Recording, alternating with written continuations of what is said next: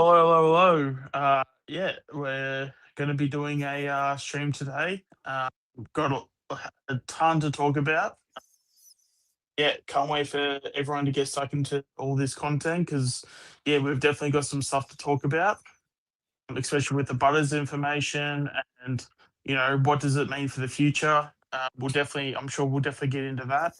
So yeah, make sure to stick around for all that content. And yeah, I'll start with doing a few intros. We've got Matt from the Warble. Matt, how are you doing? G'day, Sean. Good, thank you. Looking forward to it. Absolutely. And then we've also got Age on as well. Age, how are you going? I'm going great, lads. I'm going great. Sean, how are we both? Awesome, mate. Going pretty Yourself? good. Yeah, really good. Just been bloody busy the last couple of weeks. I've sort of been out of the scene a little bit, just really busy working, but I've made a comeback on a good day with lots to talk about. So, yeah. Really. So do we just want to just dive in? This, normally these topics we normally shove them to the back because it's they tend to get the prime time spot. Do we just want to just go straight into it and we'll just get yeah, let's not worry about putting it to the back. We'll just put it out to the front. We'll just get it out in the open.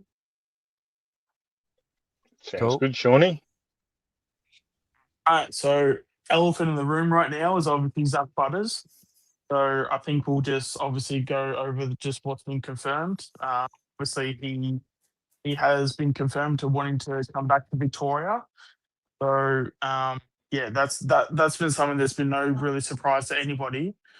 And yeah, so yeah, we'll obviously get stuck into all that. And the other thing we'll also mention before I forget, the main part of it is that there was four clubs that he was thinking of going to, and he's ruled one out. And the one he's ruled out is Collingwood. First of all, we'll just get out all of our thoughts on, us leaving out Collingwood. How do we think about it? Do we like it? Do we not like it? What's our overall thoughts? I can go first. All Sure. right. So, fourth of four. We get no medal for that, do we? Now, at the end of the day, we all knew that it was a long shot that he was going to come to Collingwood. However, the fact that he's knocked out Collingwood the same day he told Port he was leaving back to Victoria is just, it's very funny, isn't it? It makes us look like complete fools. It makes our club look like not an attractive option at all. Look, this is the thing. I actually don't mind it because there'd be supporters out there that would have been convinced in their hearts that Zach Butters was going to choose us, right? And the fact that he's ruled us out the same day he told Port he was leaving tells us we were nowhere near him wanting to come to us. Right. So then you've got to explore, okay, what are the reasons why? And there could be a million reasons why, and I'd love to get into all of them tonight. But I actually see it as a positive. I would have hated if we were down to the wire and it was neck and neck and we just lost out, because then would have given people like this false sense of, we're this really attractive destination club. But the reality is we haven't landed a big fish in bloody 20 years since bloody Buckley. Who's the last big fish we've landed? Seriously. So there's something fundamental at the club where we can't attract talent. And we keep saying we want to be like Geelong. You look at the list of acquisitions Geelong have gotten, and they'll probably add Butters to that list. You compare that acquisition list to what we've been able to attract to our club, and it's laughable. So, what's going on in our club? Why aren't we an attractive option? There's going to be a million reasons, and I'd love to talk about it tonight. So, Maddie, what do you reckon?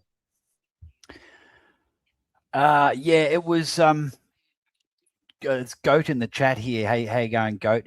I'm agreeing with what he's saying. Butters and Josh Carr and Port, they have done this to single out. I've never heard of a situation where there's all these clubs in the race for a player, and they single out one club and say, "Well, it's not you." And then there's three clubs left in the hunt. That the free agent will choose a club, and then bad luck doggies, bad luck tigers, bad luck pies. He's going to the Cats. they've singled us out to embarrass us, to show. So I don't know whether it was Craig Kelly's comments or whether Butters and Port are keeping an eye on how Fly, Barry Karp, the president, and Lepper are all not on the same page. Butters is a footy nuffer. He's watching that McRae on AFL 360 and hearing him put Lepper under the bus. Right? Yeah, going back and said he never said that he wanted players and not picks. Absolute lie. And said that he never said that and put Lepper under the bus. And now just recently, this Barry Karp character, the president, has said that Scott Pendlebury will decide if he goes on next year. That's bizarre. Mm-hmm. I thought the list manager was in charge of who's going to play for us next year. As far as I knew, he hadn't been offered a contract. Now, isn't it the list? Shouldn't the club be saying, well, it's the list management who is in charge? Wouldn't that be the way to answer it? So he's either lying about that or he's not giving Justin Leppich any respect whatsoever. Now, Butters came to Collingwood and Geelong on the weekend, did he not, to do interviews? Yeah, there was reports media that he was going to do it in the coming days. Yeah, so he came to meet Geelong and Collingwood. Has something happened in that meeting to make him be totally turned off? It's just absolutely bizarre. I was sort of so embarrassing for the club. I was sort of the impression that he was going to meet with Geelong in the coming days, and that was yesterday. That report was coming out. So if we're going to take the media as truth, that basically means that he was going to see Geelong sometime this week. But the fact that we've already been ruled out, and to my knowledge, I believe he hasn't even met with Geelong yet. So, or at least in some official capacity. So the fact that he hasn't even seen Geelong, but yet he's already ruled us out, I would consider that as a big flag to wave to go, hey, why is someone like a Butters, claiming to, have or to show some interest in Geelong when we've been sort of one of the teams to be around, but then there's we're ruled out, and it's like he hasn't even seen anything about Geelong yet.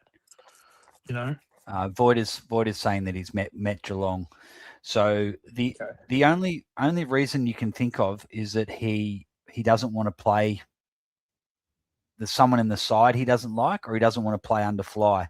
One of my concerns would be is that he's obviously still mates with Dan Houston, and Dan Houston you wouldn't think would be too complimentary about his experience under Craig McRae. And I'm not saying that Houston is exonerated from his responsibility of not playing good football, but it's not all on Dan Houston. He obviously doesn't fit into our system and doesn't fit into the coaching capabilities of McRae, so that's clear. And maybe he's been on the text saying, "Don't come here. This guy's an idiot." Who knows? We don't know. But what other reason would he not come here? Actually, Anthony B had a good reason, and I've heard this on social also a couple of times today. Is the other reason he didn't want to come to Collingwood is he would not be the number one on ball. He's the type of guy who wants to be the main man, the best guy on the side. He would have been the best guy on the side in every footy team he's ever played in, right? I don't know if I buy into that. It's something the club has done or said that has caused him to want to embarrass us, to make us look like Age just said, to make us look like absolute fools. The other thing to consider as well is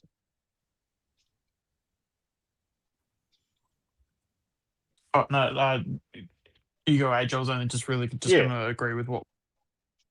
Yeah, no worries. The other thing I've lost what I was going to say now. The other thing to consider now is perhaps if you're looking at like Zach Butters, all right, just put yourself in Zach Butters' shoes, and he's choosing between those four clubs. Maybe we're just not that attractive an option right now. That's the other thing to consider, because so us, especially in our little faction of the community, we're very much like expose the list and give some guys opportunities, right? Perhaps if we had exposed more of the list and given some more guys some opportunities, Zach Butters might have turned around and said, "Oh, I can see a direction where this club's going and whatnot." Don't be surprised if he just looks at our list and he thinks, "Nah, that's washed. Like I know that's probably on the downward spiral. Nah, all the other clubs have Yep. probably got potential to stay up or go up. Definitely Yep. Richmond, if they get the right acquisitions, they'll shoot up. You know, Geelong are always thereabouts, and Footscray are one of those teams that seems to hang around a bit like us. They just always sort of hang around. We've more recently we've been better than they have, but maybe they're one or two players away from really competing. Maybe he just looks at us and he just thinks, you know what, that list is washed, and they haven't turned over the list enough. They haven't, you know, it could just be something as little as that. And to be honest, I wouldn't blame him, even though we think we've got some young guys there that can push us forward. From an outsider perspective, I've got no doubt that a guy like him probably looks at our list and is probably a little bit concerned that am I going to go there and I'm going to be a Tim Taranto or Jacob Hopper, where the arse just falls out the next year, and then I'm stuck there for 5 years and I've got to grind away before I might see any potential improvement. Don't be surprised, because again, if we were in a better position as a club, so instead of finishing 9th, we finished 6th, for example, does that make us a more attractive proposition? Of course it does. But the fact that we're finished 9th and there's a good chance we're going to get bundled out this week, you know what? For a guy coming from another club, you might just think, nah, I don't want to be in a mediocre side. As much as he'd make us better, perhaps it's just simple as that. Yeah, I mean well- that's actually like, because I mean in terms of that, like I straight away go, okay, well, what are some of the things that Butters is hearing? Because you know, with what you were just saying just then, age, like it's sort of given me the indication that okay, maybe Butters is watching all these like media shows, and you know he's hearing Kane Corns and how he goes, oh, Collingwood just don't have the kids. And I mean, I even watched.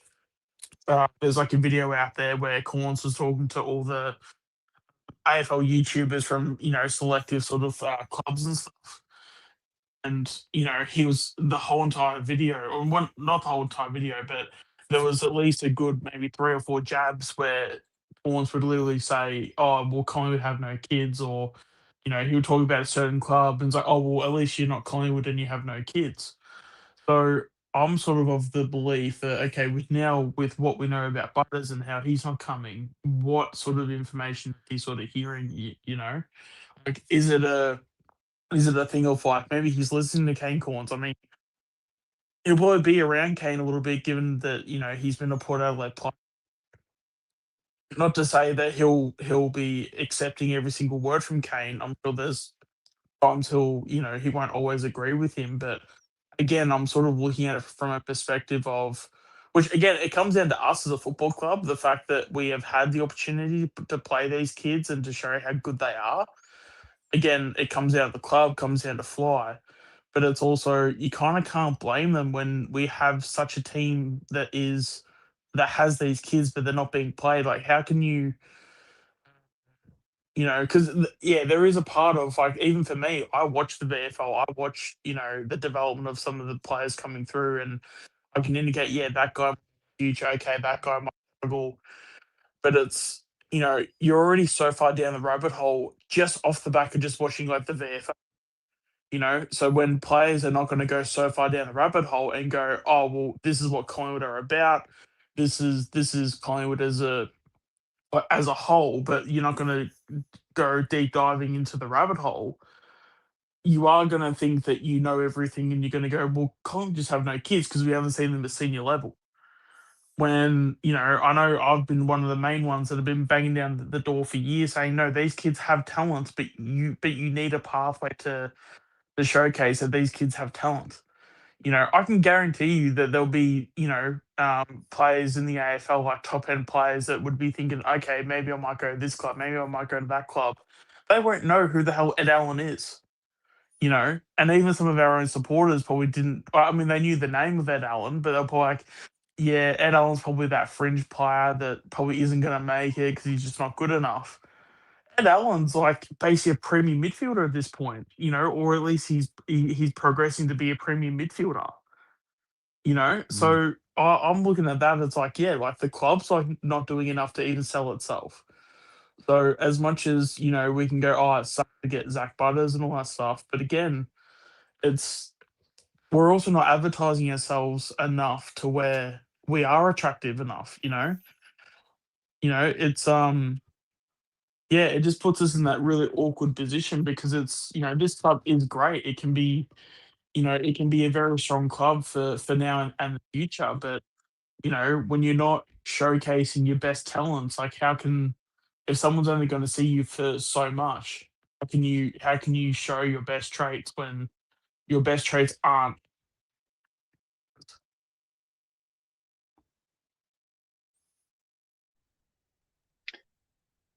You there, Sean? Yeah, no, like I finished my point. Okay. Oh. Yeah. I just want to go back to this point that Anthony put on in the chat earlier. Matt, I know it was a dead rubber, but I feel the Lions debacle was a nail in the coffin. You know what? You could be right. It's come pretty swiftly, the decision after that game. Out of all the fuck-ups and dumb things Fly has ever done, there's a lot in this, but to go and play a full-strength side in a dead rubber, like you call it, Anthony, but then not try to concede 160 points and let ourselves get absolutely smashed by someone we may, if we get on a bit of a roll, unlikely, but we win a couple of finals, 2 or 3 finals, we could end up facing a team like the Lions. Now, if we're coming up like a good team like Hawthorn or Geelong or the Lions or Freo, what chance have we got with that performance?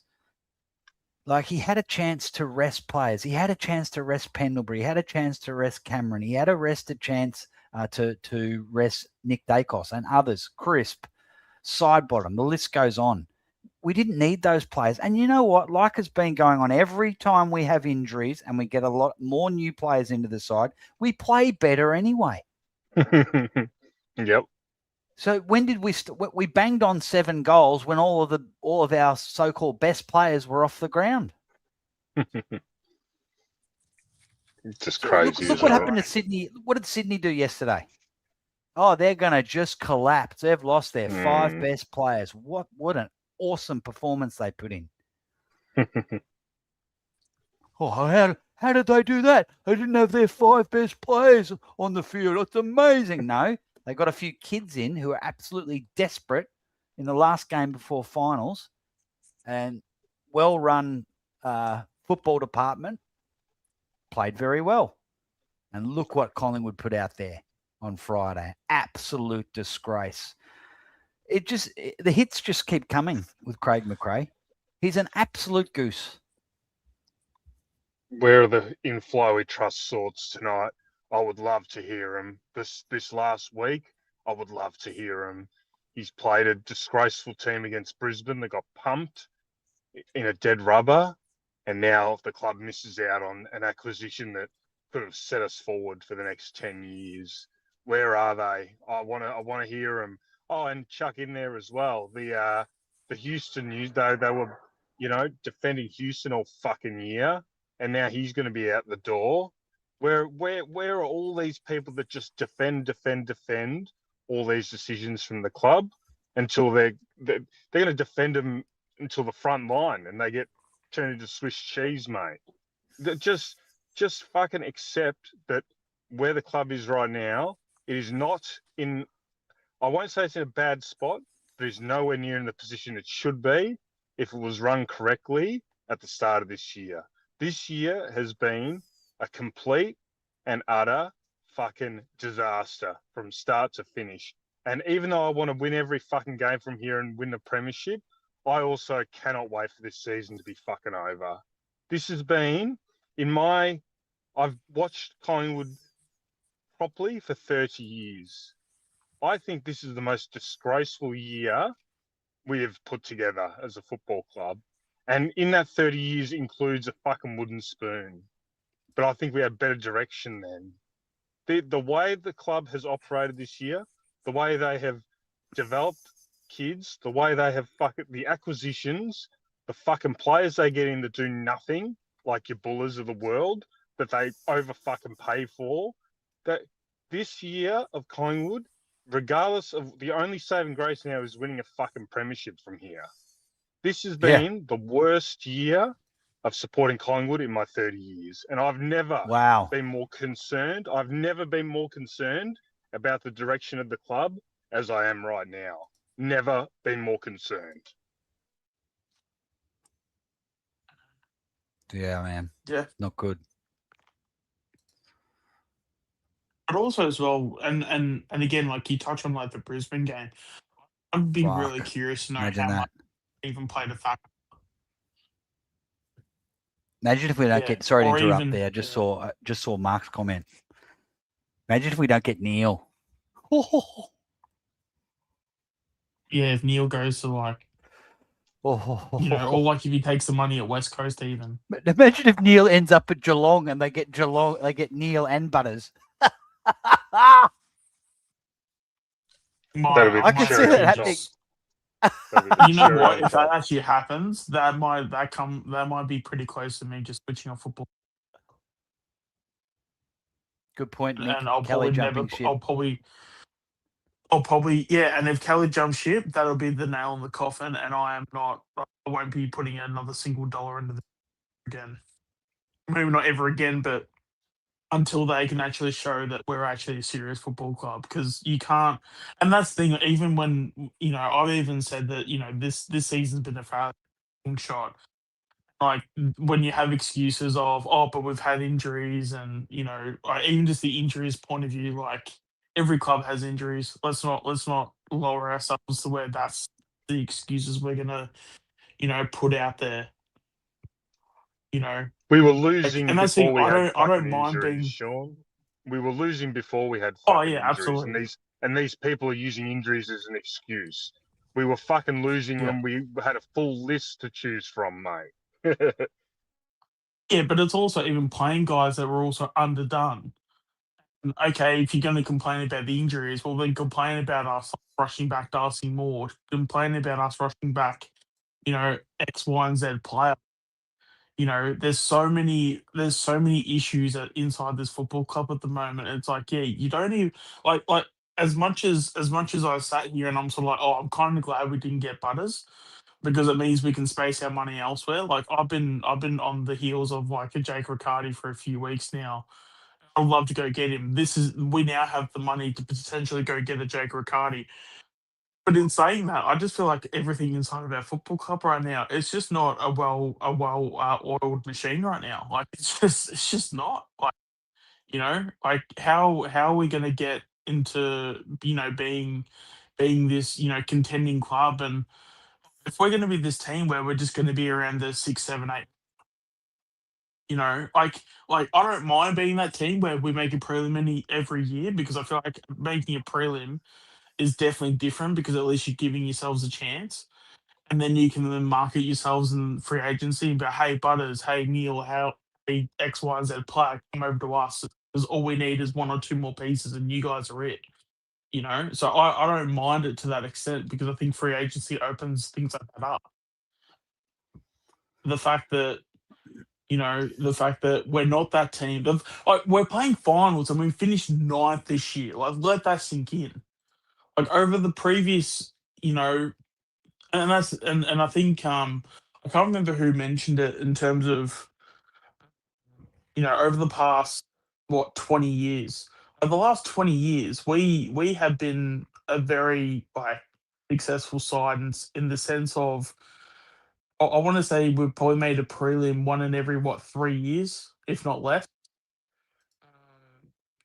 Yeah. This is like, and again, it's like I can, even though I will never accept it, but I can at least cop being at least making a prelim, because again, you go to the trade period, you could even potentially go to the draft, because you never know, you can always get a swaddling, or there's always a potential of a swaddling coming. not saying that it's guaranteed, but there's always the potential of it. But you can go and get your Butters and your Neil at trade time and through free agency. Like, but as long as you make that prelim, you're always so close to winning the flag. You just got to make that right call. Because you guys know with me, I've even got it in my profile picture. Like, I'm here to win flag. I'm not here to win one. I'm not here to. I'm here about. I want to win dynasties. I don't even want to even entertain being a team in the bottom four. Like, because all that. I just want that into this club. But I think you can reasonably compete in the top four. You know, say 6 out of maybe 9 to 10, like, well, 8 to 9 years. You can do that where you can make prelims every year and contend for a flag, and you know each year you try and get better and better through the off season. Like, that is possible. But yeah, when you have the club running as much as it is now, it just shows you where we're at.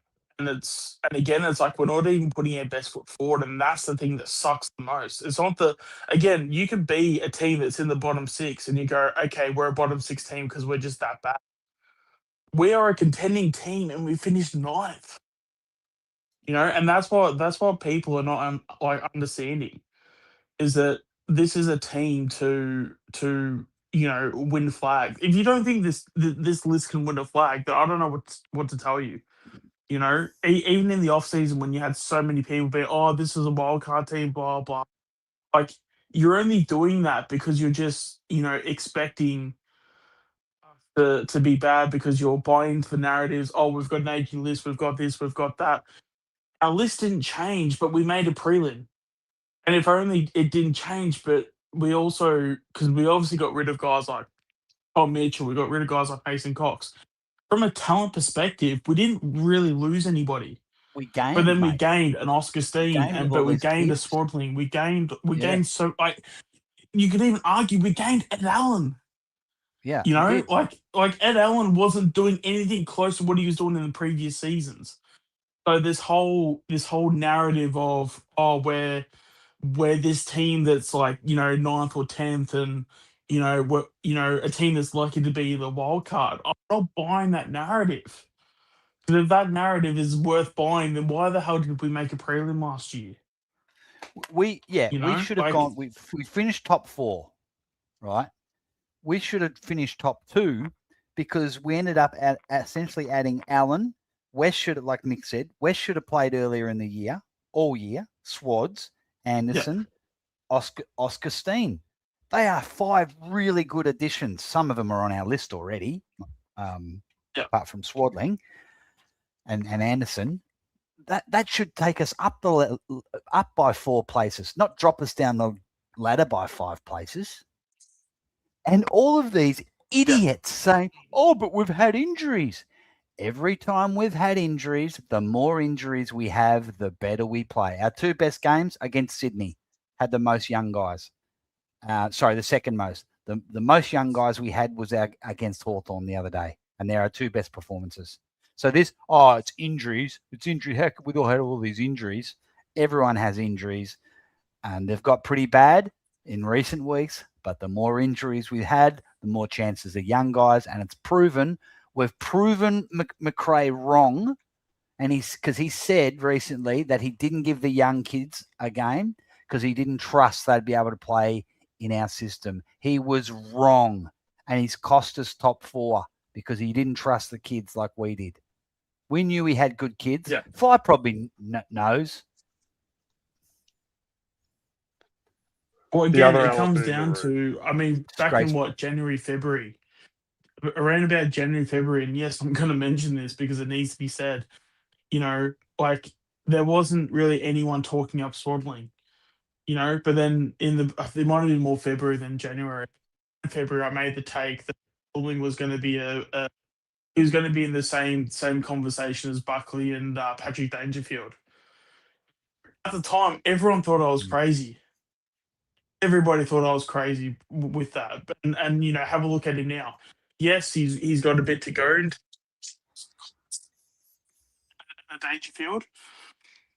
But again, it's like if you're not going to be if you're not going to be giving these guys these opportunities to at least have a crack, and even if they fail, that's still a part of the process, you know. And then at least you're coming up against actual quality opposition, and then it's okay. Your deficiencies are this, and this. We're going to put you in the VFL now because we've given you 4, 5, 6 games. You need to improve these things. We're going to take you, like, we're going to put you back in the VFL because it's more the fact of like you need to give the kids a reason to be like, okay, I'm being backed in, but I'm just not good enough yet. That's so much like that's so much better than just having to be in the VFL and just rot there and stay there. You know, because it's the club showing the intent. Okay, no, we actually want to give you games, but we're not going to give you games if you're not up to the standard yet. So there's a big difference in wanting to play them and then they have to be dropped in like in the next like few weeks after because they're not ready, than just having them play the whole season in the VFL. Yeah, I mean, Been like a there's cock up plenty from the plenty start. of examples. Yeah, Been a cock up from the start, mate. All right. Like I said, I referenced what I said before. This has been a disgraceful season from start to finish, week after week after week. There's only been a handful of times where we've said, "Yeah, that's great. That's actually, yep, okay, selection's been good or whatever." It has been the only thing I can pat him on the back for this year is playing Steen as early as he did. That is the only thing, and it was due to the rule change. Steen would not have played if there was no rule change. Chat, everyone listening back at this, Oscar Steen would not have played this year if it wasn't for the rule change. I promise you. So, can we even give him a tick for that? Give him a half tick. Other than that, everything else has been an utter fucking disaster from start to finish, okay? And a few of the people in the comments have, it's good that everyone here is on the same page as us because I actually want someone to challenge us because I'm ready to take people down now come the end of the year because there's a lot of people out there that have been patting him on the back and the, as we say, the in fly we trust mob. Where are they? Where are you? yeah. Where are you all? Show yourselves. Yeah, especially as well when you talk about like Stan and stuff. Like, there's been no one that's been more hyped on. I was saying last season that he was better than Mason Cox, that he needs to get a game over Cox, and that we're basically like we're just delaying the inevitable of Oscar Steen, the ruckman that's going to overtake Cox and be the future of this football club. Again, like I was absolute like, you know, the amount of people that would just completely disagree, and it's like, oh, but if he hasn't played a senior game yet, oh, there must be a reason for it, or you know, oh, but Mason Cox is so important to the structure. And even though some of it was like right in terms of Cox was important to the structure, but you cannot tell me that, you know, Cox was this like amazing talent that we had in the team. Where Steen is just as important to the structure, but he's also got talent, you know? So yeah, and then obviously like he ended up playing, and that's the thing, like I'm even looking at even like when players play their first game and they come out and, you know, and when I say this in terms of a standard of what you would expect for a first gamer. They're basically coming in starring in their first game for a first game standard type of game. Yep.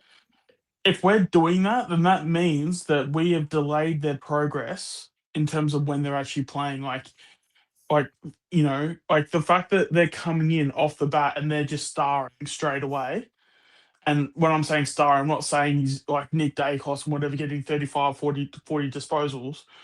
But I'm saying like in terms of the role, like if they play their first game, but they're playing like their, you know, 150 gamer, 200 gamer, unless it's their first year and it's like inside of say round 10, that is, and actually no, even less, even if it's like the first 5 rounds in, if that player is not in the side, especially when you have list spots to give or spots in the best 23 to give, which we definitely have, um, it's yeah, oh, it's absolutely like a, yeah, it's absolutely a joke. The fact that that we have, we literally have guys coming in. And again, you see this player playing well, and it's obviously no slight on the player themselves, but the fact that people aren't looking at this and going, hey, maybe the coaching staff and maybe like the people at the club, maybe like we've actually had this kid on the list and he's been good for a month, 2 months, 3 months, last season even. This is something that we like we need to like look at this from a critical eye, because we're just not playing these guys when they are. And it's not even as like you don't even play these kids when they're ready. You play these kids when you see something, because the second you see something, play them, especially when there's a position. Because one kid or two kids, that's not going to lose you the game. No, there's no one or two kid combo you can put into the seniors where that will solely lose you the game, because there will be mistakes from other players of the other. If there's two kids, there's going to be, out of the 21 other players on in that team, they are going to make enough mistakes to where they're going to be included in the loss as well. Like it's just, that's where I'm sort of like lost in terms of all that, because um if you're seeing these kids starring, it's not because, oh, we've like found someone and, oh, they've just automatically popped up. It's because they've been good for a while and we've just taken so long with their development that, and again, like it would be fine if we were winning every week and we had a run in of like a similar run in 23. Okay, that's fine, because there was probably no spots to give up, even though there probably would have been. But again, it's selection integrity. It's putting certain players' feet to the fire to go, hey, if you're not performing, we've got X, Y, and Z player in the VFL playing extremely well, and they want your spot. But we seem to give uh, job security to way too many people in this team, and it just shows. Like they literally just do not play with much fire. They don't play with much passion, and those are the reasons why we are not, especially this year. If we find a way to even contend for a flag this year, I mean, I'll be very, very surprised. But that's not because these guys aren't good enough. It's because we aren't setting the right things in place to win a flag. Then they're not being set up to succeed, which Fly stopped saying about 2 years ago. Funny that, isn't it? Very Yeah. funny. See, 'Cause he does the opposite. The thing with Fly, and now this is your delusional fan. I'm gonna step in the shoes of the delusional fan. When they look at Fly, they see his game day, what he does with the 23 players on the field week in, week out. And he's a good coach in that aspect. Setting up for a team to challenge and compete and potentially win, he's a good coach. Everything outside of that, he's inept. He's not good enough. So your casual fan, like I always say, they don't give a shit about Monday to Friday. They tune in on the Saturday to 2:10. They watch the game and they see a competitive Collingwood. And they think, oh, geez, this Fly's a good coach. But they have no consideration or thought about what the hardcore fans do, like us, Monday to Friday, looking at all the other happenings at the club, right? That's where it's been a disgrace. So where do we go to from here? We're going to have an off season where we don't even know if we're going to get New or not. Let's be honest. We honestly don't know. I keep getting told it's a done deal. I find it hard to believe, mate. I find it so hard to believe that that's just a fait accompli. I reckon there's more to play out there. And even if we are to get him in, he's on top dollar anyway. So it's like, well, are his motivations even right? So look, that's one thing. Let's put that to one side, however. But like I said, round zero next year, is he going to be again leaning if Pendlebury goes on? Is he going to play Pendlebury round zero next year? Yes. If he's on the list, of course he's going to play him. Is he going to prioritise any of these kids? No, because he hasn't done it for 2 years. Why would he all of a sudden change? Justin Lepich, right? Now, it was the most disgusting thing I've ever heard. He had an interview with Trent Cotchin, and our list manager on that show, my jaw was on the Who? floor. So Who was Justin it, Leppich. H? Justin Interviewed Leppich, by. Trent Cotchin. Okay. Everyone in this chat, please go and Yep. listen to that after this or tomorrow or whenever you want to listen. Please go listen to that and be as astonished as I am from what he had to say about building the list and whatnot. Pretty much. So he just, I'm not going to misquote him, but one of the lines that he said something along the lines of, "Oh, we're the normal thing that we do as Collingwood supporters, some of us, we're Collingwood and we've played finals 100 times in 140 years and that beating of the chest crap that we tend to lean on all the time when other clubs just laugh and they think, oh, okay, you can keep looking back to your fucking history. You keep looking back and we'll just fucking move forward with the times. No one gives a fuck about the historical successes. No one gives a shit. Zach Butters doesn't care that we fucking, were good in fucking 1950. It means nothing going forward. Lepich started to sound like what fucking Carlton supporters sound like when they talk about the good old fucking days. Don't worry about the good old days. Look fucking forward. Look at what Carlton did in one fucking season. Started as a shambles and they've ended as a top 4 fucking quality team. Why? Because they cut the shit out of their club and their list in one foul swoop. You're not playing. Josh Fraser goes in there. You're not playing anymore. You're not playing anymore. You're not playing anymore. I'm playing this kid. I'm playing this kid. Thanks, Adam Sard. Thanks, Zach Williams. Thank you for your service. Rot in the twos. This is what you have to fucking do as a club to move forward. Stop leaning on these blokes that have done it for us in the past, but they don't do it for us anymore. Round 0 next year, Fly. Are you going to change anything? No, you're not. You're in the exact same position Voss was in at the fucking end of last year. Right now, you're in the exact same spot where you were stubborn. You're going to lean on your same old fucking players that aren't getting it done.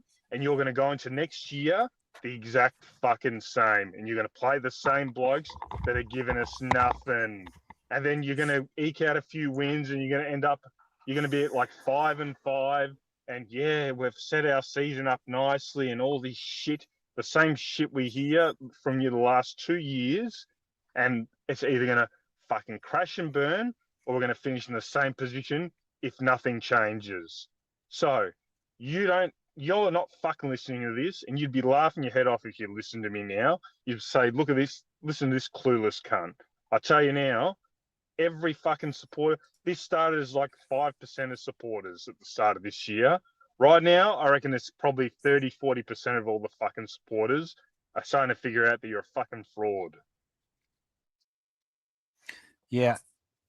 And a good sign, they're always about 12 months behind. But just like the media discovered only about 2 weeks ago that we've got good kids, literally 2 weeks ago, they didn't know. They're starting to discover that Fly can't coach as well.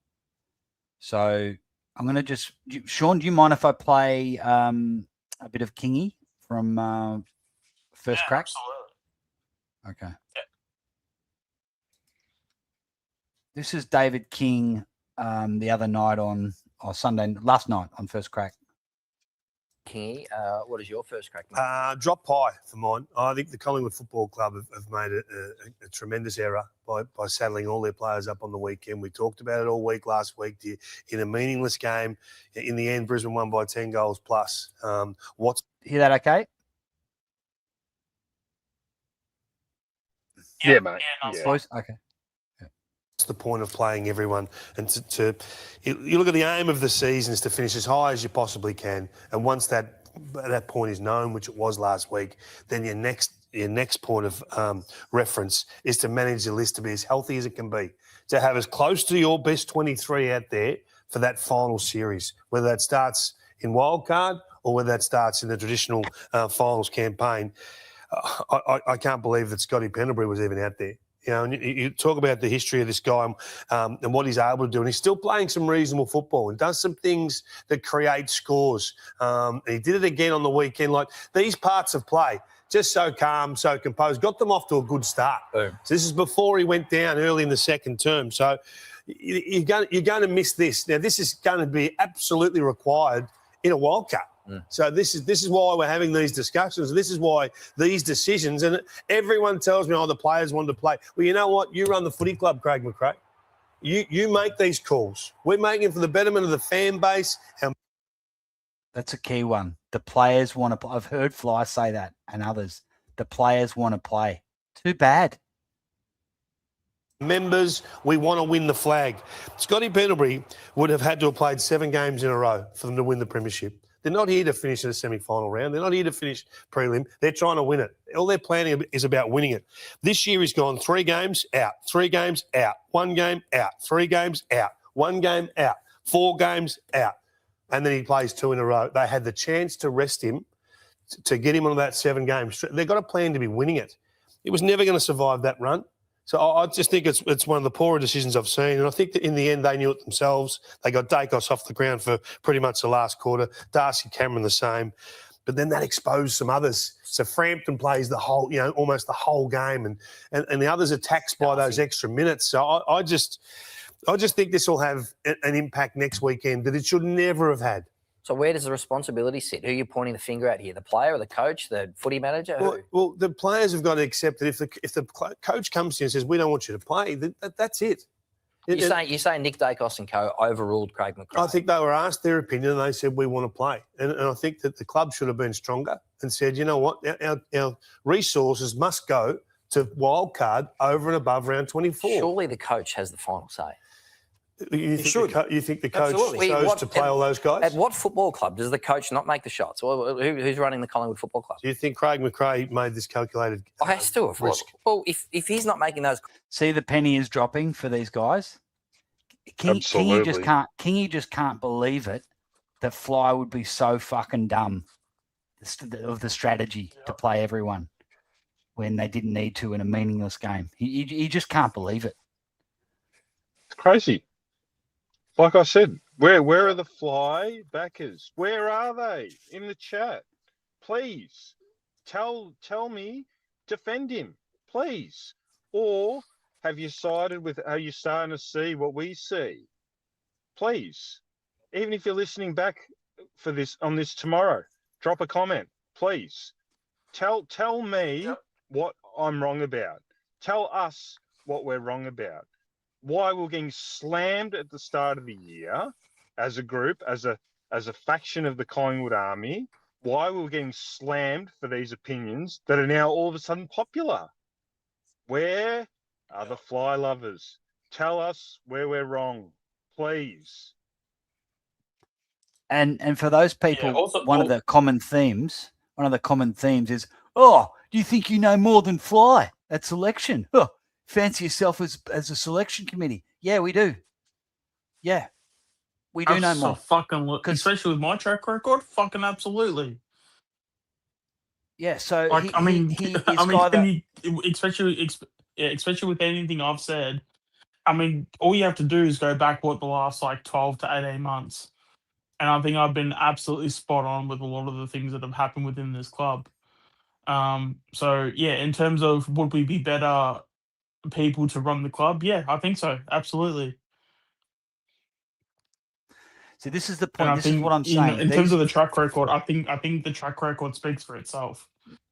Especially for someone like myself, where I am naming specific players through the VFL. These kids need an opportunity, and then when they get their opportunity, sometimes some of them don't have the best of starts, but then Fly only plays them for 3 games and then throws them back in the VFL. So okay, those ones are wrong, but again, if you're gonna back in these kids and play them for a longer period of time and give them the backing, give them the confidence. Pretty much, nearly every player we've actually done that to over a period of time have actually come good. Answer me that in terms of all the kids that we've played in recent history that have been given consistent games over a period of time. What one didn't succeed? But then we seem to like playing, a player here, a player there, like one in, one out. Maybe three in, and then straight out. Like it's just like, again, like, why can't we just have some risk at the club, and why can't we? And again, this is why I've been so fed up with Fly, having that saying of, having a ping at the stumps.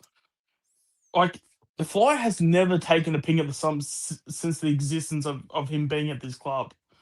No, But the never, fact the not fact that once. he's mentioning these things, it's actually insulting to us as a fan base, because we have to cop this dribble every single week about how Fly is this amazing person, how he takes the risk, and okay, yeah, it didn't come off, but at least we tried, at least we gave effort. We are the most safest football club of all time. Like, we are the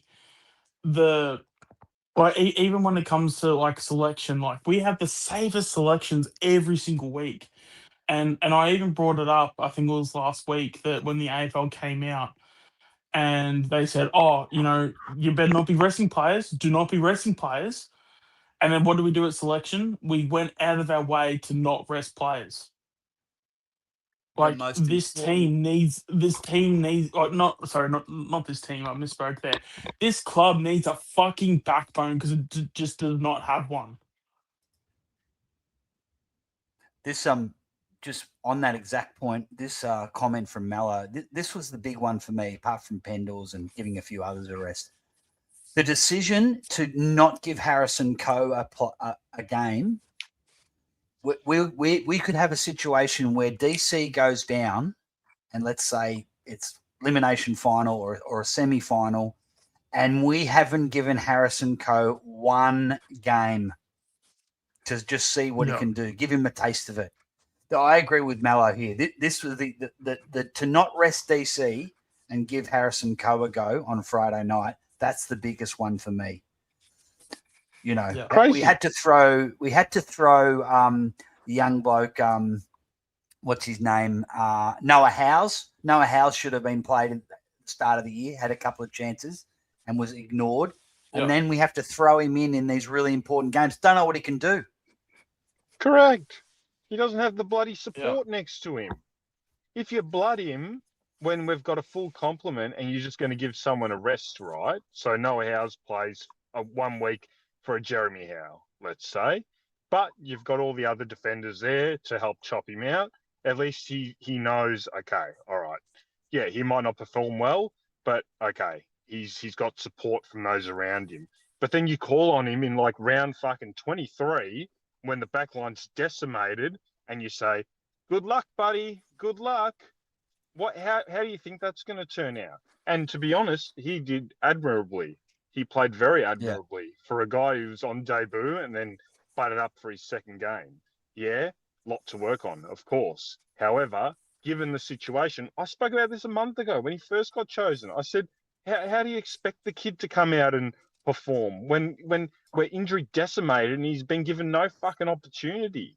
Of course he's going to struggle. And that's similar to Puncher. And I know Puncher's also been admirable, and he got towed up by a very good forward line last week by the team that I think is probably the premiership fancy.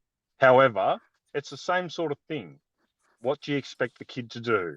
And this is what happens. The supporters then Puncher this, Puncher. No, they don't look at the 10, 200 gamers we've got. They single out the 5-gamer. It is unbelievable. It is mind-numbing. I'm literally just grabbing my head right now. You can't see, but it's mind-numbing what these supporters will single out. They won't look at Crisp having no impact. They won't look at Sidebottom, who should have been retired fucking 12 weeks ago. They won't look at Pendlebury popping another fucking soft tissue. No, they'll ignore all that and they'll single out Puncher. It's fucking sickening. It makes me not want to fucking It's support actually this club spineless and anymore. weak. That's what it is. It makes Gutless. me not They're want to support cowards. this club, They're mate. cowards. Seriously. And they'll defend Chris. They'll defend a guy like that, and they'll slam a Puncher in his fucking 4th game, and he's got linguini arms and legs. Like, come on, man. Yeah. Just be fucking smarter, please. Crisp has given us nothing all year. Houston gives us nothing. And people are talking about him being our top 5 players this year. What are we fucking doing at this club? Where are we are Carlton supporters now. Newsflash, we sound like Carlton supporters because 90% of our fucking supporter base is acting like them. Please, grow a set. Realise we've got issues here, and we're doing nothing about it to this point. And it's going to be a big off season of this football club because they're going in with Craig McRae again next year. I promise you. And you're going to have all the supporters. All the supporters are going to roll back on again. And then by round 3, we're going to be asking the same fucking questions we are right now. And let's just fucking hope. Let's hope to God it's a better year next year. Because I tell you now, 9th is not good enough. And 9th is not finals. If we win this week, we're in the finals. Okay? I don't consider this finals. So anyone that's going to hang their hat on, we've made finals this year. No. If we win this week, we've made finals this year. Let me be clear. This is not a finals year as we sit now. We need to win on the weekend for it to be considered a year where we made finals. Okay? And again, the only redemption from here is getting to a prelim this year. That is the only. I agree with that. That is the only time I will turn around and say, It'll be a pass. yeah, you know what? Yeah. All things considered, it's a pass for the year. Right now, it is the biggest failure of all time. And in my, like I said, in the 30 years, we've had worse teams get to better positions. Let me be clear. We've had worse teams get to better positions. And that includes under Buckley. And I wasn't a big Buckley fan, but that includes Buckley too. You have the best player in the competition and you have finished 9th on the ladder.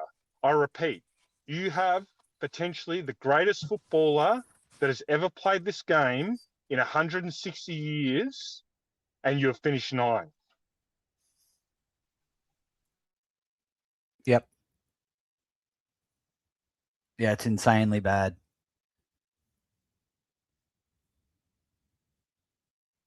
And, unfortunately, most Collingwood supporters disagree with us. 90% of them probably.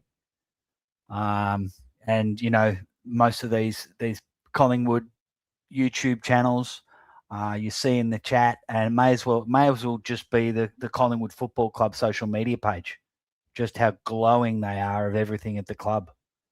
And but then rather than criticize, the coach or a Crisp or a Sidebottom, they're into someone like Puncher. So, yeah, it just infuriates me. But my point with not just what Kingy's saying, because what Kingy's saying is obvious to us. It's been obvious for more than a year. To me, it's been obvious Cray doesn't have what it takes since 2024 when he botched. We're premiers and he botched it the year after, not making finals. The point, one of the reasons I'm playing this is giving you an example of the mainstream media is starting to realise that McRae doesn't know what he's doing, or is deliberately screwing us up. He's either doing it on purpose or he's poor at so many attributes of what makes a good coach. Now, I don't like Chris Scott. I don't like Sam Mitchell. I can't stand both of those Geelong, Brisbane, Hawthorn, arrogant fuckwits. But they've got a bit of hardness about them. And they don't make so many dumb decisions. They get about 8 or 9 out of 10 right with their calls. So someone said, I think it was Crossy said in the chat earlier, we need to get someone at the Collingwood Football Club who's got some balls, who can just show some example of a leader and show this is the example we want for our team, right? Josh Fraser comes into Carlton and he puts Zach Williams, who's on over $1 million, he puts him in the VFL. Why is he in the VFL? Because he's not good enough. He's not lifting his weight. We've got guys in Crisp, Sidebottom, Houston, and others who just shouldn't be in the side. But they know that when they see the teams picked on every Thursday night, they're just in automatically.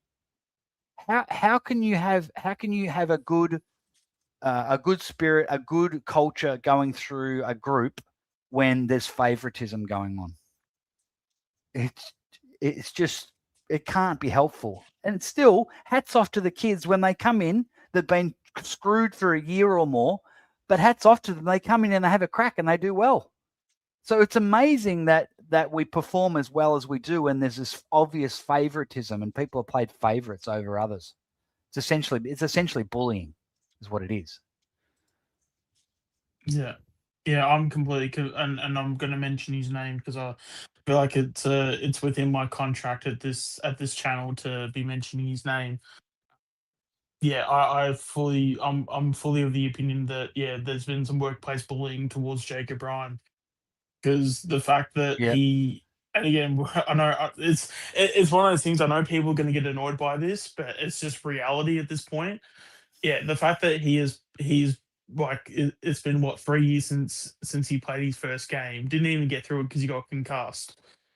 Like, and then even like just this year alone, there's even been guys that have even had the announcement of their first game, and they got Jacob Ryan to actually tell them that they are playing their first game.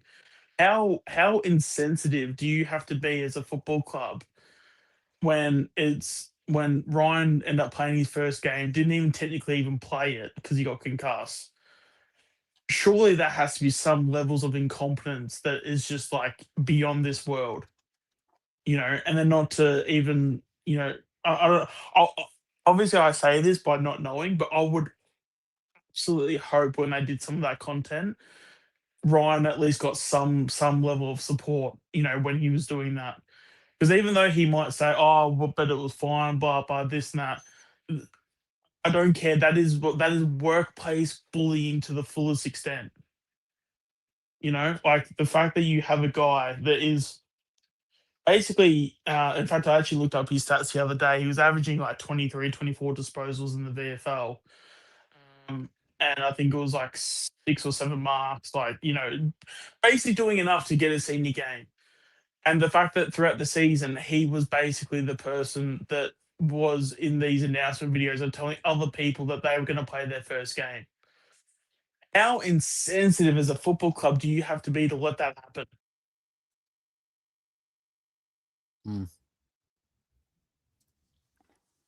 I just hope for Ryan's sake, because it's very clear that he's going to get delisted. I hope he gets another opportunity. He might not, but I hope he gets another opportunity, and I hope he ends up playing, 100 AFL games, and he can, make a respectable career out of himself, because he has not been given the opportunities. Yeah, he might not just have it.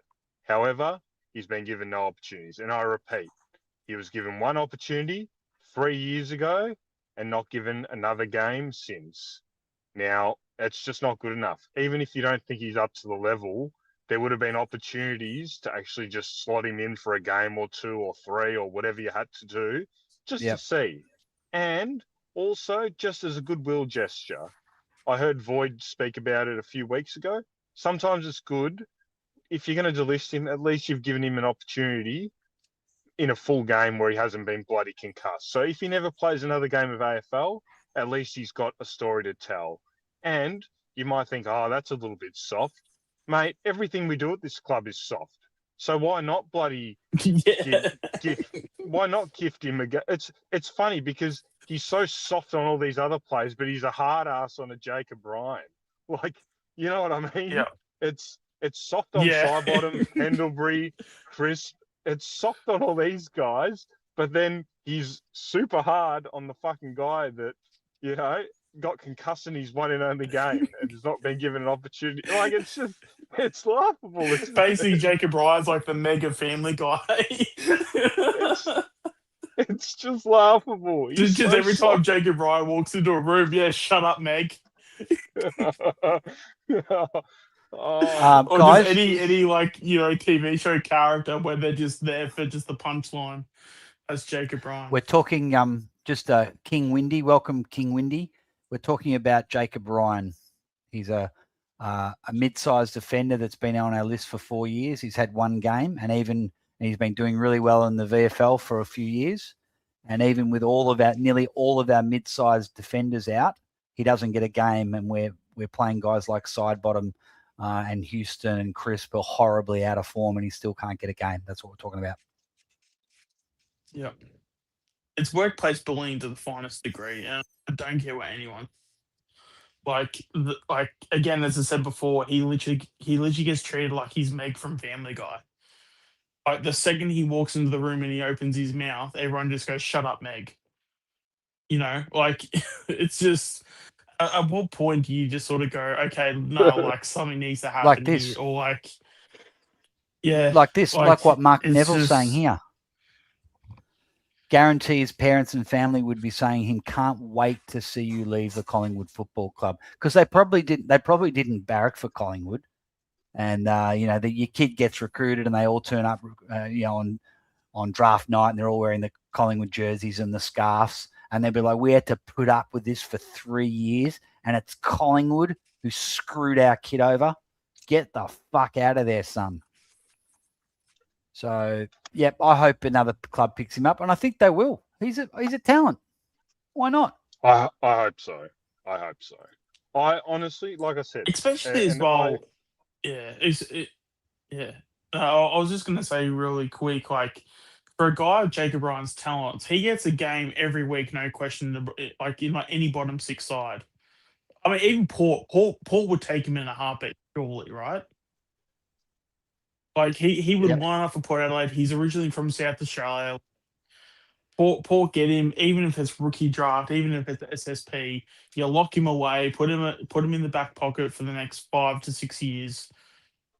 Like, and yeah, even if he doesn't come good, okay, but at least you're giving him an opportunity. At least you give him some games. But he could be solid for, yeah, he could be solid for at least a handful of years for sure. Like, but again, like without these consistent opportunities at AFL level, it's just going to be really hard to sort of, and even then, like, there's always stories whenever players get like cut.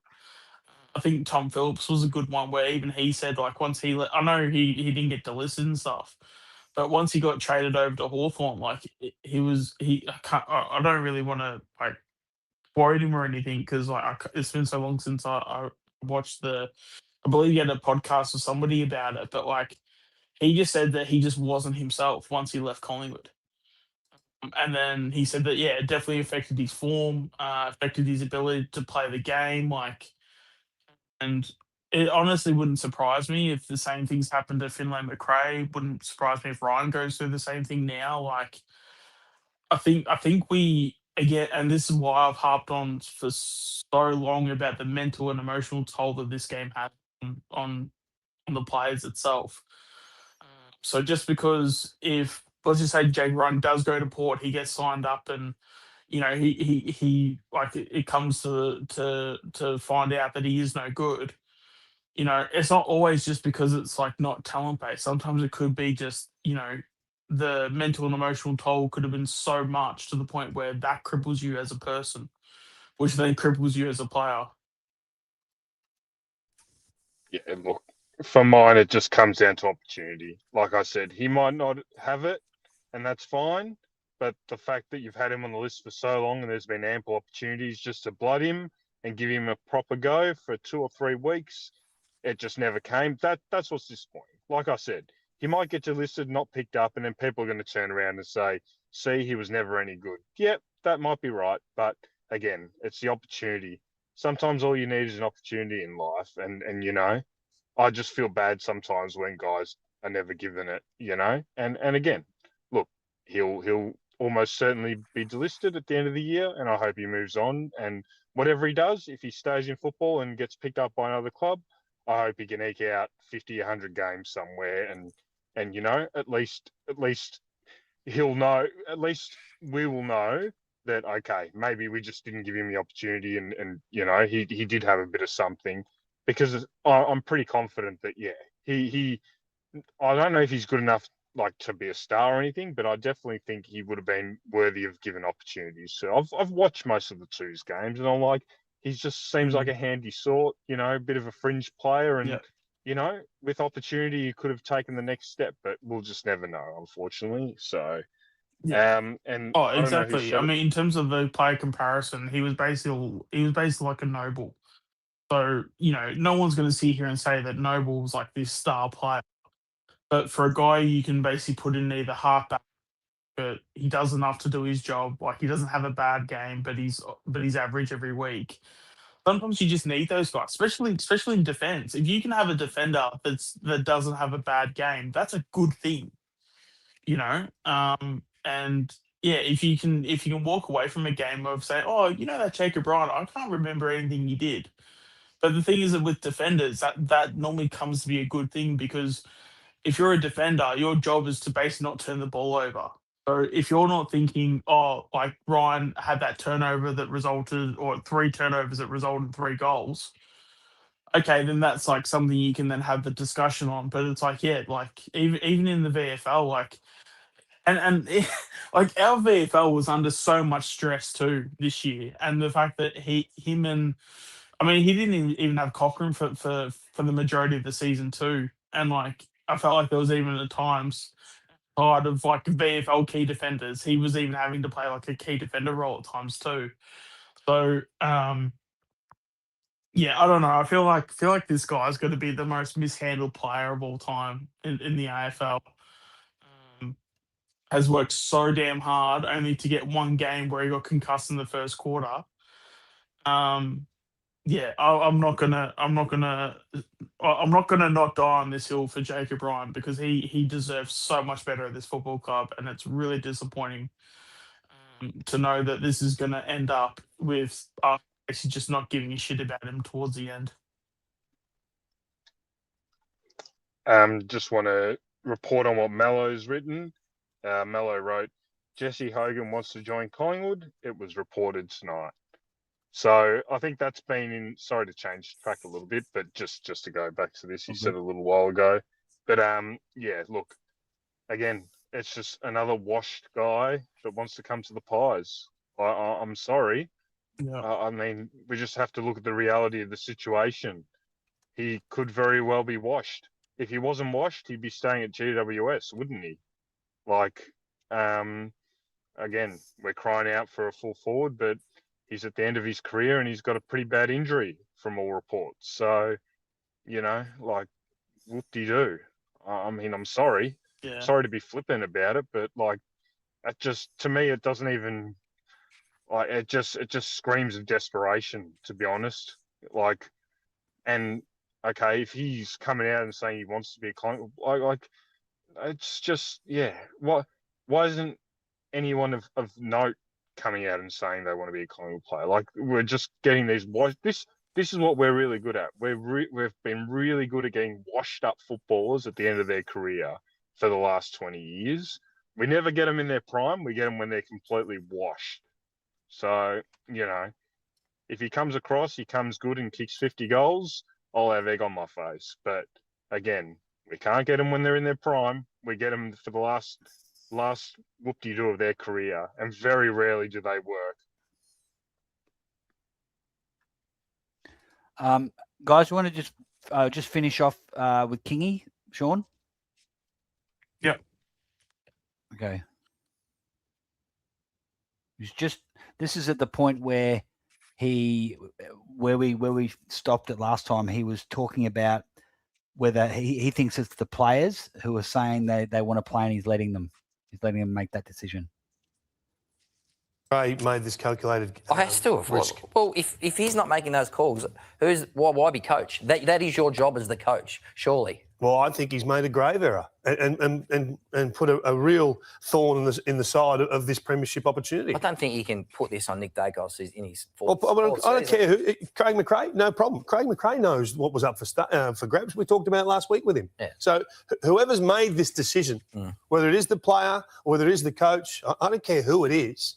You're not there with Scott Pendlebury next week when you had the perfect opportunity to have as many of your best 23 players represent. They're not there. It's one of the greatest own goals I've seen in a while. And maybe teams are not ready for this wild card series. Maybe they're a bit discombobulated, but that's a poor decision. You called it last week. I was surprised. I was surprised they didn't manage more players. The freshen up would do the world of good. And that's why the advantage to teams that have a bye and they get that advantage. And they had the chance to rest players and chose not to. And in the end, they don't get the win. They don't get anything out of it from a review. Craig McRae has said, we're not even going to watch this game back. So what was the point, of even going out there and just risking injury? So, yeah, I think they missed a trick as well. What did you make of the Lions? I thought they were terrific. And I think they are cherry ripe. I think the All right, they're going to just glaze the Lions now. Yeah. Yeah. Ah, Oh, well, look, hard to disagree with any of that. Like, let's be honest, we've all spoken about it. What were we hoping to achieve out of that game? I understand playing like, okay, your Crisps of the world and your side bottoms even. I understand that, but the Pendlebury one makes no sense. The Darcy Cameron one makes no sense. The Dan McStay makes no sense. Some of them just absolutely made zero sense. Even Membry. Yeah. Like, I know he's had a real roller coaster season and whatnot, but he probably would have been good for a week off. Certain things. It's just like, what were we hoping to achieve? I was at the game live, and the game was hot for the first quarter, right?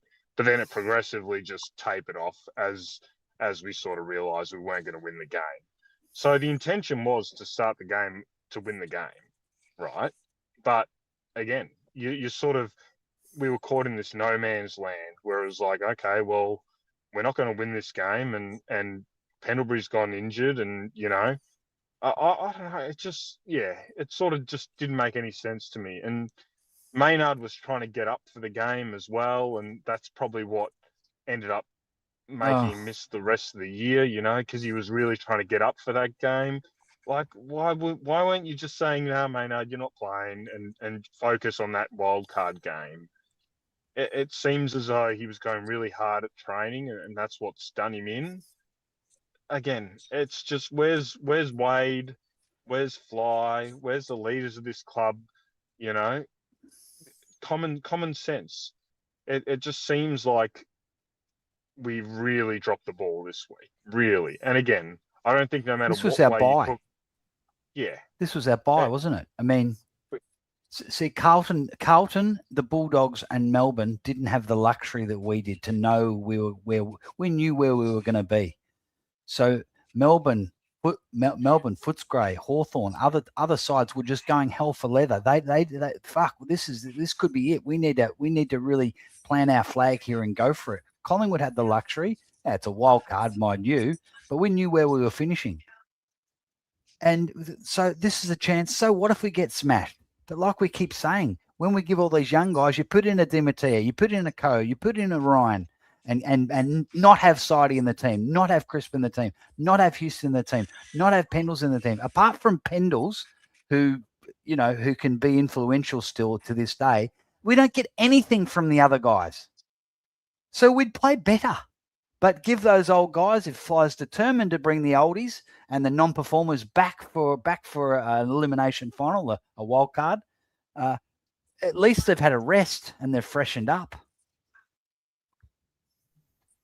didn't make any sense. Yeah, and also as well, it even comes back to having the selection integrity, and just, even if you were to put a Crisp, even if you were to put a Sidey back in the VFL, like we saw, even just from Harry's performance last year when Tom Mitchell went down there, like he went from a guy that was getting maybe 11, 12 disposals, really was doing enough to do something, but really in reality he was doing nothing. And then Tom Mitchell came in, and they put Harry and Tom Mitchell in the same centre bounce, and they both got 25 disposals each, just first game off the bat.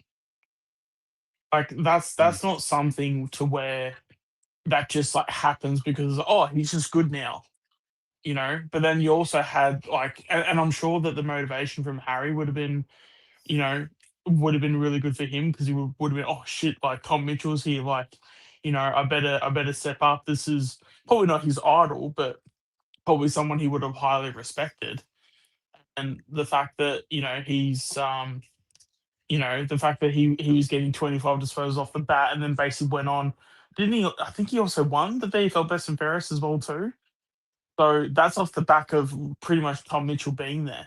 But why are we not doing the same thing with Sidebar? Why are we not doing the same thing with Crisp?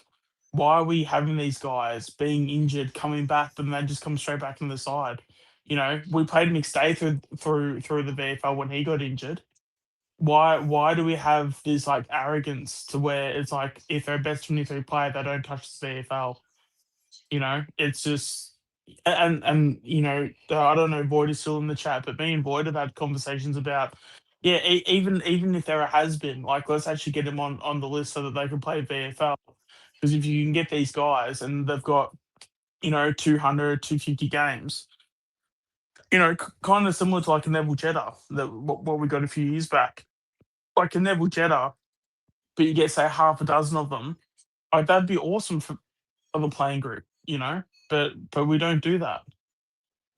We just don't we just don't seem to maximize the list in its full potential. You know, even if it is a key forward, small forward, a midfielder, ruckman, winger, small defender, tall defender, you get one player of each position that have played say 200 games or more through an AFL experience. That's that's literally a leader in every single position. And then if we have, you know, let's just say we have X player that's trying to develop, you know, someone's like, even if we were to get like a Zach McCarthy in the VFL, and it's like, oh, we're gonna get like a Hogan, you know, let's just say for example, Hogan for the VFL, and he's got to teach like Zach McCarthy forward craft, you know, like I feel like that would be pretty good. And I'm not saying Hogan exactly, like it's just whoever you can get is like who you can get, but yeah, but yeah, no, to get someone that can come in and be that, you know, sort of experienced player to help these kids develop, like this is where you're also not like taking the piss at VFL level too, because and I've said it for a few weeks now, like our VFL is a damn graveyard, like, and that's why you'll even have players where it's like they'll probably find the VFL a waste of time. But I mean, at this point, I'm even starting to think about it now, where it's like I don't even blame the players anymore now. Like, why would you want to go to the VFL and just get your 10, 12 disposals and do stuff all, you know, when you could easily just, you know, play or use the mates card and go, hey mate, can you put my name forward for senior selection? Because Fly's obviously soft enough to where he's going to play them anyway. You know, so if a player wants to play senior football and they've got 200 games under their belt, like they're just going to get a game just off that, and you can't tell me otherwise. Because Tim Membry had what 3 disposals against I think it was Williamstown, and played absolutely shocking football. But then he was in the side next week. You know, so it's just yeah, just this like how we're running this football club is just not good enough. Yeah, we tend to not have a squad mentality, or Fly doesn't seem to have a squad mentality. He seems to have a, you know, these are my senior 25, 26, and these are just the resis, you know. There's no like using the squad. And you are right. Like I said, all you need to do is watch VFL games throughout this year, all the ones that you boys have covered here and on Mixed Channel, the Magpie Army Chronicles, all the VFL games against other opposition teams that have AFL affiliated teams. You'll see 2 or 3 players in all those teams that have played 50 AFL games, 100 AFL games, whatever it may be. But there's always 2 or 3 names in those opposition teams that have played over like 100 AFL games, right? Our VFL team, the most senior experience you've got is guys with like 5 AFL games, 10 AFL games. And you're right. They're, in terms of like developing the young guys, there should be more senior representation in there. And it doesn't have to be from our guys that are in the list. It can be guys that you get from other clubs. And, you know, at the end of the day, most of the VFL guys, if they're on the list full time, yes, of course, they're training with the main group and they're learning all the same stuff and it's all fine and dandy. However, when they're playing games every Saturday or Sunday or whenever the bloody VFL play, if they've got senior guys next to them teaching them properly, you're going to get better results than when they're just surrounded by kids and, you know, really no super experienced footballers in there. That's why a guy like M-Pod that's down there, okay, that's handy, you know. Even though he might not be on the list next year, let's say he might stay on the VFL list, right? He might want to stay at Collingwood VFL. Great start, because he's a guy that, okay, he doesn't have senior experience, but he's played bloody 100, 150 VFL games, and he's a senior sort of guy. You just got to have these sort of guys down there helping out the kids, rather than just having a team full of bloody kids that chops and changes every week. And there's no real senior figures down there to actually steer the ship and help them out and teach them the ropes and whatnot. Because again, I can guarantee, as much as we wouldn't like to think about it, there'd be senior guys that are on our list that probably hardly have any interaction or anything with some of those VFL guys. And that's just natural, because they're not playing with them week in, week out. So if you've got 3 or 4 guys that are just in the VFL full time, even if they're not on our main list, but they're AFL senior footballers from elsewhere, it'll be great for the development. Because yeah, if we are to believe Fly, and we think that none of these guys are really pushing their name forward and putting their name up in lights, that could be part of the reason. Maybe the development's just not there. So let's swap it around a bit. Give them a bit more experience down there to help them out. I think that could only be a good thing. I don't think it'll be a negative thing at all. Because, you know, I'd rather have a guy down there that's played 100 AFL games to help out the kids, rather than promoting a guy from bloody Narry Warren for 2 or 3 games in there. You know what I mean? It just seems pointless, you know. Okay, that guy gets an opportunity and it's great and whatever else, but is that the best thing for the kids' development? I don't think so. I think what would be better for them is to have some senior AFL guys that, can just help them out, chop them out, and whatnot. And your perfect example of Tom Mitchell when he was down there, making Harry Dimatia a better footballer, is a great example of that, you know? So, yeah, look, the VFL team was also a disaster this year. They came good back end of the year. They started playing some better footy. But yeah, what were we? Were we sitting bottom or second bottom for the majority of the year? You know, that's just not good enough, you know?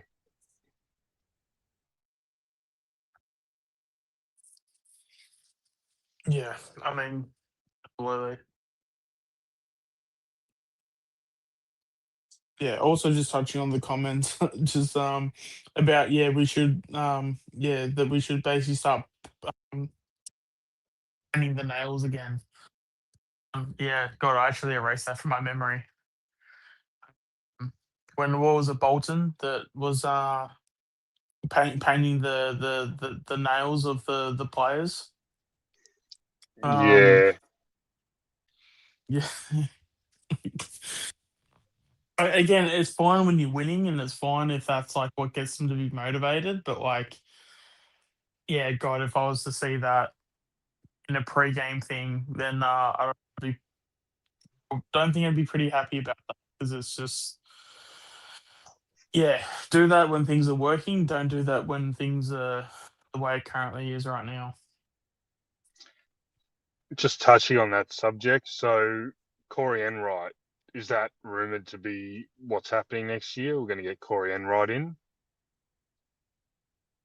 Apparently, we're going after him. There's no like confirmation. There's no like guarantee that we're getting him, because I think there's other clubs going after him. But apparently, we have interest. Okay. Because his credentials are pretty good, are they? I believe so. I mean, it's always hard with coaches, because it's like how can you know who's a good coach, who's not? Especially if you're an assistant coach, you're not really showing like your own work. You're only trying to complement someone else's. So I always find it hard to sort of like gauge, like, okay, is this a good coach? Is it not a good coach? You just have to hope their track record, when they arrived, what were they before? What are they now? But yeah, he seems good enough. Yeah. I I'd guess imagine it'd be pretty hard to do your own work under Ross Lyon too.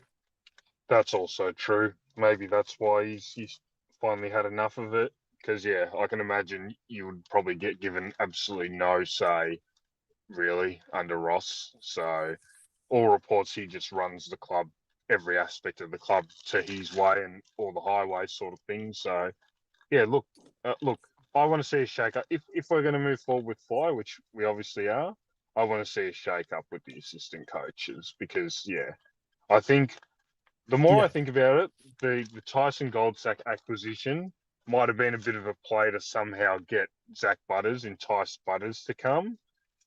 Yeah. Something just screams of that being the case. So yeah, I reckon it might be, someone like a Goldsack or something might get tipped out. Yeah, I don't know. I would like to see some shake-ups there. I think not only do we have this war chest, which is going to end up being all for nothing, really. I think that they need to worry about some assistance in the back room support there, and that includes VFL as well. I think you just got to go heavy on development, staff that are a little bit better on the development aspect, more so than game day stuff. That's just my opinion anyway. I think we're really got to start. If we've got O'Brien at the helm and we're going to get in some quality talent, I think we're really got to go down the development path. Not in terms of bottoming out and whatnot, but really just prioritising getting these guys up to the AFL standard as quick as possible. Because, I really want to start seeing some big changes in the 23 week to week. Because, if we're to believe Fly that a lot of them weren't ready, okay, let's correct that. Let's try and really go after development aspect of the coaching, because like I said, the VFL just didn't perform well enough this year for my liking, and you know what, to a certain extent, that would come back to the development side of things. So let's address that. So look, if Corey Enright's the man, that's great, but I do want to see some changes in that part of the club. Yeah, no, I completely agree, especially when it just seems like just across the board, we just have so many, and I'm sure people look at this in terms of, being mean and nasty, but we truly do have people that I feel like spineless. And if we're going to be a spineless football club, then we're not going to be winning any flags. So at the end of the day, that's the reality. If you guys want to support a club that's going to be, in between 10 to anywhere between 10 to 5 in the next, decade or so, then so be it. Back in Fly, back in all these things. But no, I want more than that. I want flags. I want success. And yeah, I think it just goes to show that, and I think as well too. I'll even put this out there too. I think it is a little bit of the inmates trying to run the asylum. The fact that Fly is letting that happen, the fact that Fly is letting the AFL dictate terms, and he's basically abiding by those rules. There's no. It just feels like there's no challenging opinion inside of the club, and I think we're so desperate for that. I feel like we're so. It's a very needed part to getting us better. And even when I say getting us better, like I still feel like we had the list to contend for, like even for next year. But we need to have so much shit go in our favor.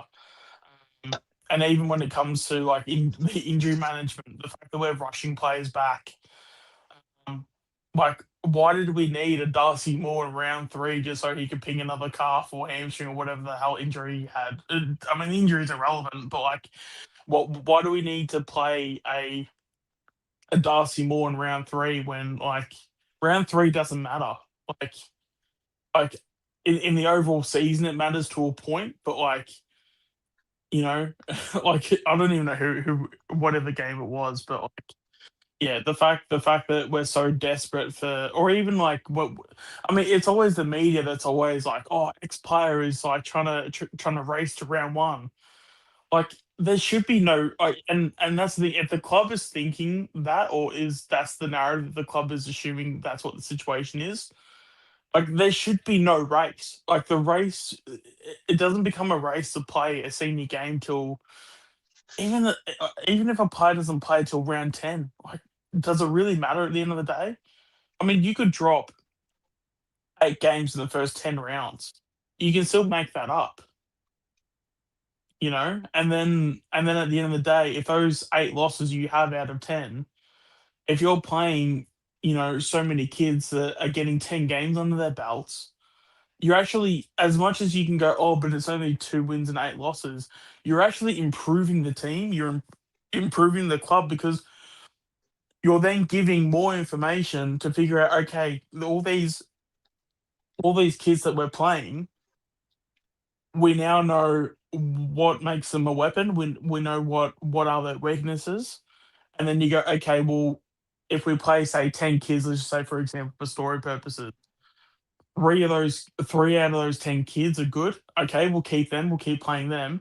But then the other 7 that go into the VFL, okay, well, this guy needs to do this. That player needs to do that. That player is struggling in this. Okay, that player is just no good. But it's the fact that you're putting them in those positions to figure out what are their deficiencies. They can then go back into the VFL. They can then play for 4, 5, 6 weeks, and then they can build off what they know is their deficiencies, so then they can either improve them or figure out other ways to get more strings to their bow. Because again, playing as you were saying, age like playing against like plumbers and electricians and all this stuff, like it's really not doing anything. And that's why when we get these guys and they're having like their first game in the senior footy, um, I feel like because there is such a jump from playing a standalone VFL side to an AFL side, it's such a big jump. So it's like sometimes you just need to go, okay, do we see promise in this player? Okay, just throw them in the deep end and let's just find out. You know, because we seem to do it with a few players, but we don't have like an overall. Like I know Harvey Harrison, he was sort of thrown in there when like he played his first game in 23, had 2 games in a row, just looked like a fish out of water. Okay, cool. We found out that he's not doing these things in particular. Okay, let's put him back in the VFL. He's clearly struggling, so we're not gonna, you know, punish the guy by playing more senior footy. But at least we go, okay, mate, we've seen you play 2 games now, and you're doing this, this, and this. We need to improve on this, this, and this. And Yeah. then he'll 'cause again, it's a whole confidence. It's a whole confidence thing. We're not ignoring you. We're actually doing the opposite. We're trying to get you into the side, but we're not going to put you into the side to the detriment of this football club. So if Yeah. you do these things, it's only another 10%. You improve that 10% in these few areas, then you're going to get a game. So how bad do you want this next run of football games? And You that's the know? other thing, Sean. Once they've been given an opportunity, so let's just say it's 2 weeks, right? So you've been given 2 weeks in the ones. You're playing a big bloody game. You're playing in front of 70,000 people. Okay, you might not play well or whatever, but okay, how hungry would you be when you go back to the VFL and the coaches have said, look, yep, you're admirable, but these are the things you need to work on. You need to work on this, this, and this. How much more motivated would you be to, get to bed early every night, get up early and do what you have to do, get to the club early and do your rehab and your swimming?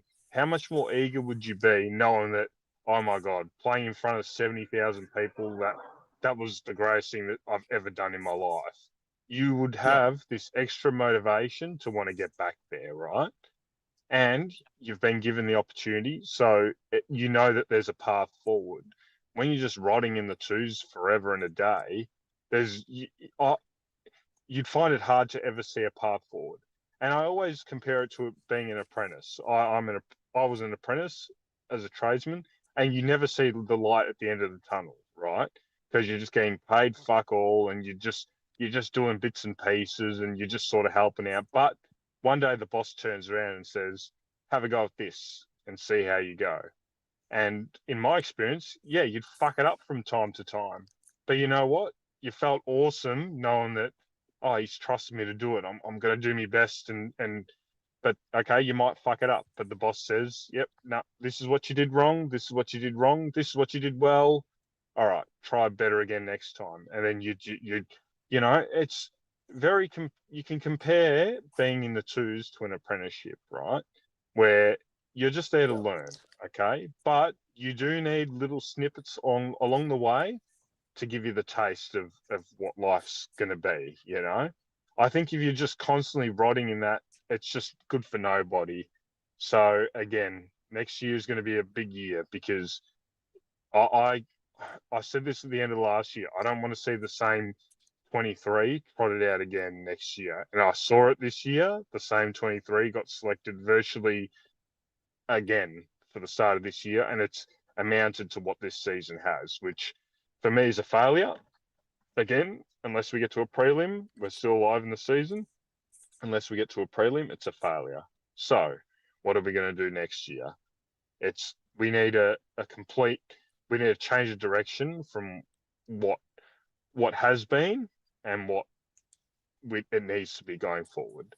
Now, also just on the Darcy Moore chat, because you're right, he had virtually no preseason, and yeah, okay, he might have been fit enough come round 0 or round 1 or whatever it was. Yes, he may have been fit enough. However, you should know this Darcy Moore character better, that he can't really play with bloody injuries. So for me, it would have been smart to say, Darcy, you're not going to be up for selection until round 3. Just get yourself cherry ripe, mate. You know, just get yourself absolutely cherry ripe and we'll go from there. Instead, it just seemed like he rushed into it and yeah, he never got going. The other one was Bo McCreary, interrupted preseason, and he was pretty crap for the first half of the year. Yeah, he's come good these last few weeks, but you know, for majority of the year, he was very poor. How you not turn to him and say, Bo, you're going to have an extra month, all right? You just get yourself cherry ripe and whatever. And okay, we might drop a game or two along the way because of not having him there. So be it. You may as well not flirt with the guys that have had no preseason. Like, it just seems like a no-brainer to me. Again, this goes back to Wade and those sorts, you know. You just got to be smarter. You're not going to have your best team available at the start of the year every year. There's going to be guys that are battling stuff or they haven't had the correct preseason and whatnot. At the end of the day, if they're not fit, they're not fit. You just got to be smart about it. And okay, if the player's telling you they're fit, you just got to say, okay, but you haven't had the preseason. So we're going to give you that extra week or two and your loads are going to be a bit different to the rest of the squad. Like, I don't know. Like I said, there's just so many questions we've come from this year and a lot of stuff has just not really made sense. And there's been a lot of mistakes along the way. And we're in the position we're in now. And, you know, for some people, they'll consider this a pass. But again, like I said, a lot of people are blaming injuries. But like I said, the first front half of the year, we had virtually a full squad to choose from and we were losing games. So, you know, yeah, recently the injuries have been something that have held us back, but the season was already sort of going down a bit of a slippery slope even before that, you know. We've hung around this position we've been in all year. Before injuries, after injuries, we've just been around the same, you know, wild card position virtually all year. If you look at the ladder from the start of the year to now, we've just been locked in this position. So, you know, it's the ultimate floundering of all time. So things need to change. So next year, we want to see change. Simple as that. And it starts with the coaching. It starts with the development. I'm really big on that. I do think we've got some kids there that can explode, but we just got to nurture them the right way. Absolutely.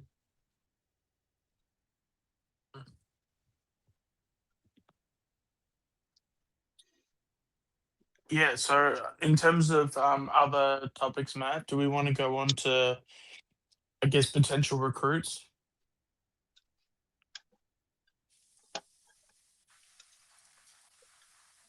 I think Oh, that's a Shorty's yes, there, actually. Shawnee. Yeah, I'm going to take that as a yes.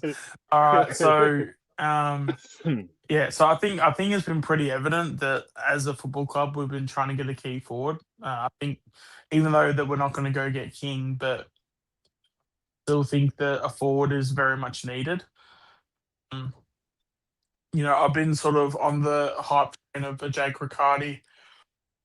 Just reckon that he's yeah, I sort of see his pathway. I sort of see his story. Back in 23, kicked 37 goals for the season. You know, hasn't played. I feel like he's always been a fourth or fifth option in the forward line at best. And it's a very similar situation to like a McStay. Yeah, so that's in terms of now that we have a bit of cash, we're not really hamstrung by that. So obviously, Alan might get a bit more coin. You like to hope that the Lockie Neal stuff is going to be a bit easier now, and yeah, so I can just sort of like see us maybe going after maybe even another target or two, just purely because the Zach Butters stuff is off the table. So yeah, we'll probably go into like any key forward sort of options with probably being Riccardi. So, H, what's your thoughts around Riccardi and would you want him and what's the overall picture you reckon? Now, Sean, I heard your discussion about this. I think it was last week when you were speaking about, it, and I agree with everything you said. Now, Collingwood, for whatever reason, we get our best results out of these like underperforming potential guys from other clubs. So you look at your Billy Framptons of the world, you look at your Lee Browns, these sort of tall to medium to tall athletic types, we generally get our best results out of when it comes to recruiting guys into the club. So what does that say? Jake Riccardi ticks every single box. So flexible, pretty athletic and out of favour at his club. And I know a little bit of the discussion was, oh, well, he's fifth in line there and whatnot. Yeah, that's fine. He might be fifth in line there, but okay, we're not GWS, we're Collingwood. So what are our needs? Our needs are, okay, if he can go forward and be an athletic type forward, great. If he can chop out in the ruck, great. To me, it just ticks every box. And if he's out of favour, he should be really easy to get. So, these are the shrewd recruits that, okay, he might not turn into be a superstar. However, he might plug a need for 3 or 4 years and he just fits in seamlessly. And you're like, yep, that's sort of great get. So, yep, completely agree, Sean. I think if he is looking for a new start or he's going to get delisted from GWS or whatever the situation might be, I reckon 100% he should be a guy we look at. Yeah, because I mean, even with the information, apparently tonight Hogan was the player that was mentioned. I wouldn't even touch Hogan, especially when you've got, especially when we're ironically also looking at Stringer. I know it probably it makes me feel, it makes it even more sort of hilarious. And it's like, oh, if you've got Hogan and you've got Stringer, why don't we just go get McCarthy as well, Cadman? So, but like, no, I mean, out of all the key forwards, especially in terms of what's like realistic,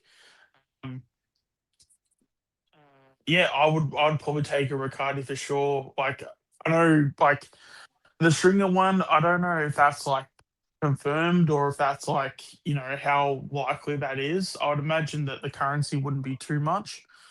So I guess in a sense, like I'm sort of coming around to it. I still don't like it, but no, I'd rather be a bit more bold and probably go with a Riccardi. You wouldn't have to, well, to my knowledge, you wouldn't have to worry about so much off-field stuff.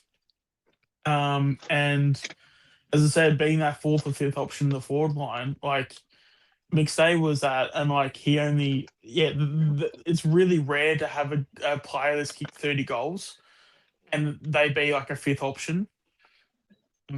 So the fact that in 23 he had 37 goals on very small, on a small sort of not sample size, but in terms of the ball he got and the way he was targeted, if he was a fifth option, that's like significantly less opportunities to mark the ball, kick goals, all this stuff. So you go from a number 5 option to potentially at worst a second option. That's already like a lot more opportunities. And then if he has more opportunities, if he's kicking 37 goals in a year with more opportunities, that might make him a 50 goal forward. So if you have McStay and also Riccardi, if they both kick 50 goals for the season, where that sort of means we're in pretty good shape at that point. So if you take like Tim Embry out, you have so basically you have Riccardi, your full forward, you have McStay, centre forward, and then West as a roaming, sort of third tall, even though he could be just as good as a full forward himself, but just because he's young at the moment, it's better to make him a third and have him as this like overqualified third tall than potentially being a underqualified full forward. And yeah, so that's basically my thoughts behind it and why I would go after a Cardi. And and I think as well when you see him have like set shots, he seems to have a pretty good kicking action. Although it's been a while since I've seen him kick the footy, but and my only concern is that this year it's been a year where he's been a bit injured. So I think he had an ankle injury this year. I believe that's what it was. And but yeah, so maybe we would need to check to see how bad that is. But he's been pretty durable all the years prior to this one. So I'm hoping that's just a one-off. But even then, um, you'd probably get him fairly cheaply. Maybe even if you throw like a future third in there, probably gets it done. Um, and yeah, that's basically you got your forward line set up pretty much done. Then whether if you have Tim Embry in the VFL or you cut him or whatever, that's at least it at least makes us a bit more potent up forward, gives us another marking target to hit to a pack. And whether if you have a Riccardi taking a clunk or whether if he does drop it to ground and you've got Schultz and maybe in the back half Elliott to crumb the ball and others like Hayes and Harrison, these types, I think that probably puts us in good stead. Yep, agree entirely, Sean. Peter G was saying, look, it looks like he wants to stay and the coach has spoken about it. Yep, look, that's all fine. We're just spitballing, guys that we think that clubs should target, whether or not they're available or not, it's a completely different story. It's more just the sense of what players do we think would fit, And to be honest, and also as well with the Riccardi, with Riccardi, he's out of contract. So as much as we can say that he's likely to sign, unlikely to sign, or to move or go, the fact is right now he's out of contract. So if he's out of contract, those are the guys where you're definitely going to be looking at if they do fit your list. Those are the guys you're going to talk about because until they sign, because at the end of the day, we don't know. He could sign tomorrow. He could sign never. Like, all we know is that right now, as of this Monday, 24th of August, he has not signed a contract. So at least that's public information, right? Yeah. He's going to be one of those guys that, like, they're going to obviously do a deep dive on their list and they're going to see, So, yeah, the coach might say he wants to keep him, but you just don't know how the cards fall.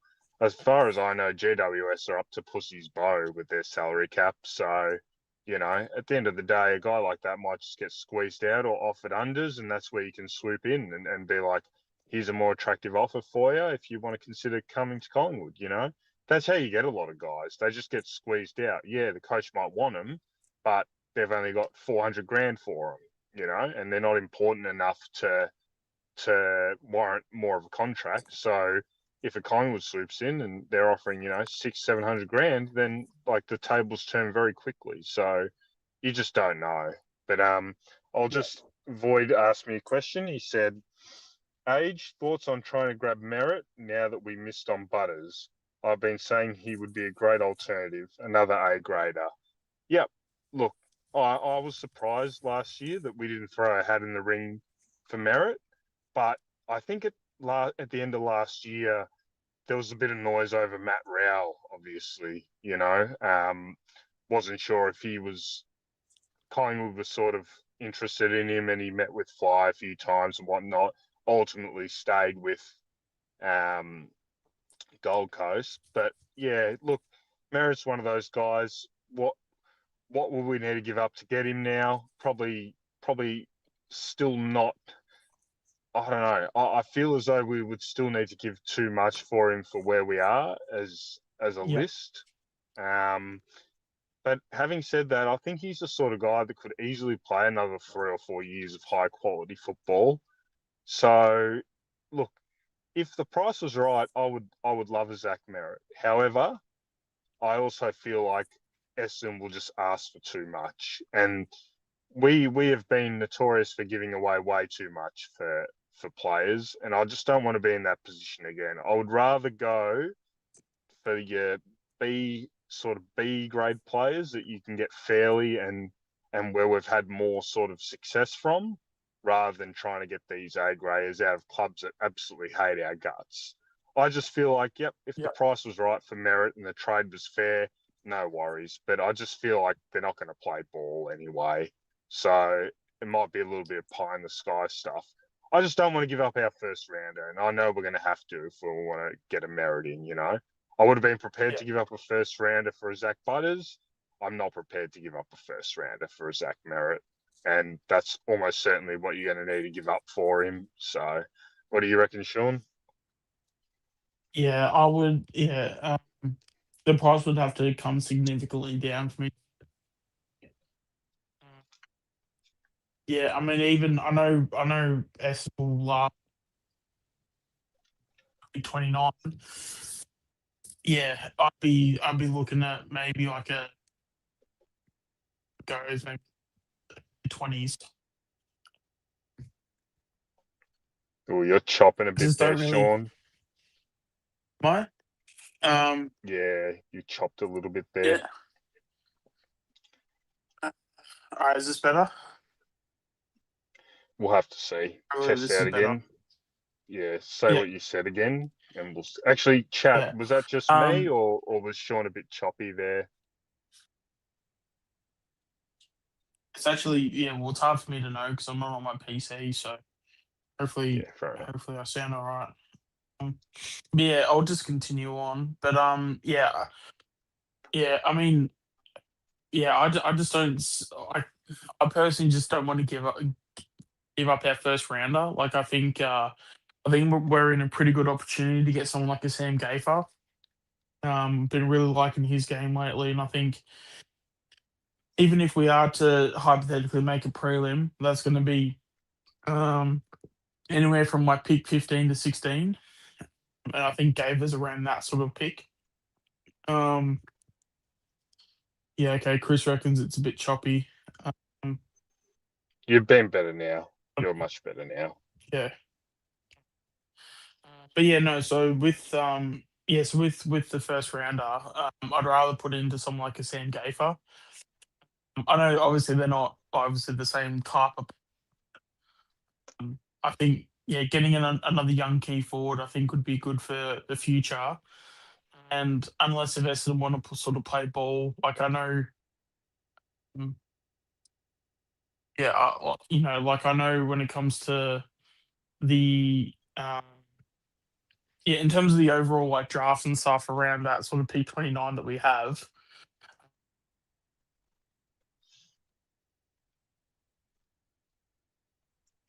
Oh, you there, Sean? Sean might have dropped out a bit. I'll just go to some comments. Ruben Steve 1, with a comment. He says, "You guys dissing Fly, calling him a clown, make me sick. You're pathetic. Grow the fuck up." Yeah, Ruben, that's fine. Obviously, you're entitled to your opinion, and we welcome all opinions on this channel. Look, at the end of the day, like we always say, it's a discussion. We want the club to be better.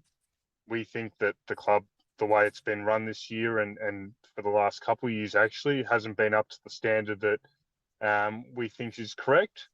Look, I don't think we've called him those things. I'm not sure, we called him a clown or anything like that. Look, if you think we need to grow the fuck up because we're just having a discussion about the direction of our club, that's fair enough. But yeah, look, I'm not going to apologise for my views. We're not here to, peddle the lines to be liked and and whatnot, we're here for the hard cause, mate. So look, if you want to have an honest discussion about where the club's at, happy to have it with you. But yeah, look, if it's not for you, it's not for you. But we're definitely not glazers here. Chris also asked about Peter Wright, and I heard Void speak about Peter Wright a little bit as well. I love Peter Wright as a footballer, and I was amazed that we didn't target him when he sort of was planning to leave Gold Coast, because they got him for absolutely nothing. What other 200-centimetre full forwards are out there that come at like pick 70? You know, Exactly. Look, Yeah. can we get him now? Okay, yeah. Look, Essendon are probably going to do a bit of a fire sale, and they're probably going to be happy to move a few on. And I know this might be super unpopular, but I was actually thinking of Ben Mackay. And I know people are probably hearing that and they're going to turn off and they've thrown their phone across the room. I honestly How think a could guy you, like H? How could you? a guy like How Ben could you have an Mackay, opinion on a podcast? like for me, okay, yeah, he might not come any good, but I'll tell you now, Essendon will be willing to give him away. And at the very least, he might just sit in the twos and be a bit of a chop out footballer. But yeah, look, Peter Wright or Ben Mackay, I'd be happy with either of them. Yeah, I mean, in terms of Mackay, I'd probably say no. I'd even give a hard no for Mackay, but Peter Wright, I'm actually kind of okay with. Yeah, I just reckon that with yeah, like as you said, 200 centimeters. He's got that really difficult matchup as well, where he's really lanky, but he's also really strong. Like he's got the long arms, but he's also like a really tough like forward. And again, for a guy, as you said, to get him for pick, I think one of our picks is like 67 or something like that, or like 64 or something. I think we have two picks in the 60s. So to say that, you know, yes, yeah. So basically, to get a guy like that around a pick in the 60s, he's going to impact straight away. Like we know that for a fact. The question I would then have is that for a guy that, you know, if we're going to have a third round pick, what third round pick are we going to, or what kid are we going to get in the third round that is going to impact, even if it is for the next 24 months, what kid's going to impact more than someone like a Peter Wright? You know, that's sort of how I would look at it. Yeah, Like Peter Wright could agree be the difference entirely. between us winning the flag or not. And I know that that might sound a bit sort of outlandish and out there, but again, if we're, you know, without him, if we put all of our if we basically get all of our stuff together and all our stuff, and, you know, say without him, is he worth, you know, say 3 goals, even maybe 4 goals on grand final day? He might be, especially if you back him in and go, mate, you are our guy, you are our full forward. And then he's got, you know, McStay around him to support him. He's got a Charlie West that has another 12 months of a, you know, pre-season and 12 months of development around him. You've also got our midfield, you know, trying to kick it to him as well. It's not too bad of a club to come to if you're a forward. But then at the Oh, same time, like, there's positions there. There's positions yeah, there for sure. You know, and if you're probably already putting a line through Buller, not that they will, he's contracted, but it looks like he's definitely on the outer as it sits now. A guy like Membry, is he going to be there next year? M-Pod, I assume is going to get delisted. So there'll be forward line openings for sure. Just to go back to comments, Void, just to go back to the merit chat, he asks, what if we shipped off Houston and used our pick to land merit? No brainer for me, Void. If yeah, you were shipping out Houston to get merit, absolutely no brainer. You're talking about one guy who is going through the motions compared to a guy who's desperate to be part of either a premiership team or team success in general. Absolute no brainer for mine. yeah, Also, so our friend who I spoke about before, Ruben Steve 1, he said, So this is in reference to what I said to him. He said, "Fly, a flag, 2 preliminary finals, wild card now. Saints, Dons fans would kill for that. Fly's no clown, you bloody morons. Grow up, you losers." Yeah. I'll just Also, as well, reference what I yeah, I just want to say real quick, what were the teams he referenced in that? It was Saints, Saints and Dons, and who Dons. else? No, Yeah, that's so Saints and Dons. yeah, well, that's literally all you have to mention is that he wants us like basically like if we're having to live our standards with those teams, then that just shows you where we're at as a football club. Yeah. Yeah, Look, no, I want to be so much better than those teams. yeah. Again, this is so Ruben, I respect that in Fly's tenure, he's okay. Every year bar one, technically, he's made finals, right? So that's great. Like in the history books, they're gonna look back and they're gonna say, wow, like that was a period of the club where they had great success, you know. However, I don't look back, I look forward. I look at a team like Footscray right now, and they're still holding on to a coach who won them a flag. It's been 10 years, right? And they're supporters.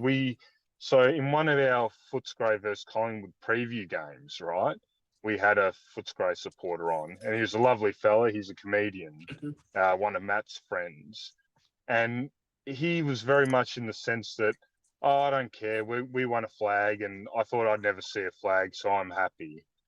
That's great. If you are happy with that, if that's sort of what you're happy with for your club, that's great. I wish I was content with something like that. But I know a lot of guys that come on this channel and want to have discussions in this channels. That's not good enough.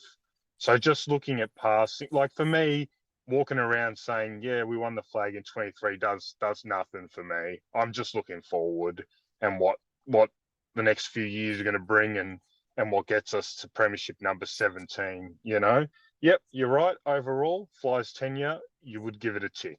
Yes. However, this year's a big drop the ball. So he's contracted for the next 2 years. And next year is probably his most important year at the club. So look, I mean, names aren't going to hurt us. You just have a normal discussion. Tell us what your visions for the club are going forward, what you want to see from here, rather than just dissing us for having opinions. Would love you just to contribute properly rather than just name calling and whatnot. Good to see you here, Hotkey, as well, by the way. But look, what's next? It's Jesse Hogan, Sean. What do you think of Hogan? Yeah, I mean, I don't know. I've sort of gone back and forth with him and Stringer, to be honest. And I mean, Stringer is the one that, in terms of performance, like it's pretty hard to, criticize him for his performances. When you kick 48 goals. And again, I'm just not, I'm just not sort of completely aware with how he's kicked his goals because I know that stats can be like misleading at times. But then again, when he kicked his like 7, it was against Freo. I think he also kicked a bag against somebody that was like a top 6 side. So again, those are the things that you sort of look at because I know that there are players who are in the league. I'm sure you guys even know that I talk about one of them on these channels. Where you can have some forwards that are very notorious for kicking a lot of goals in a season, but 85 to 90% of their goals are from the bottom 6 sides. So, yeah, I'm basically of the opinion that if you can get someone like a Stringer in, and if he is going to come in and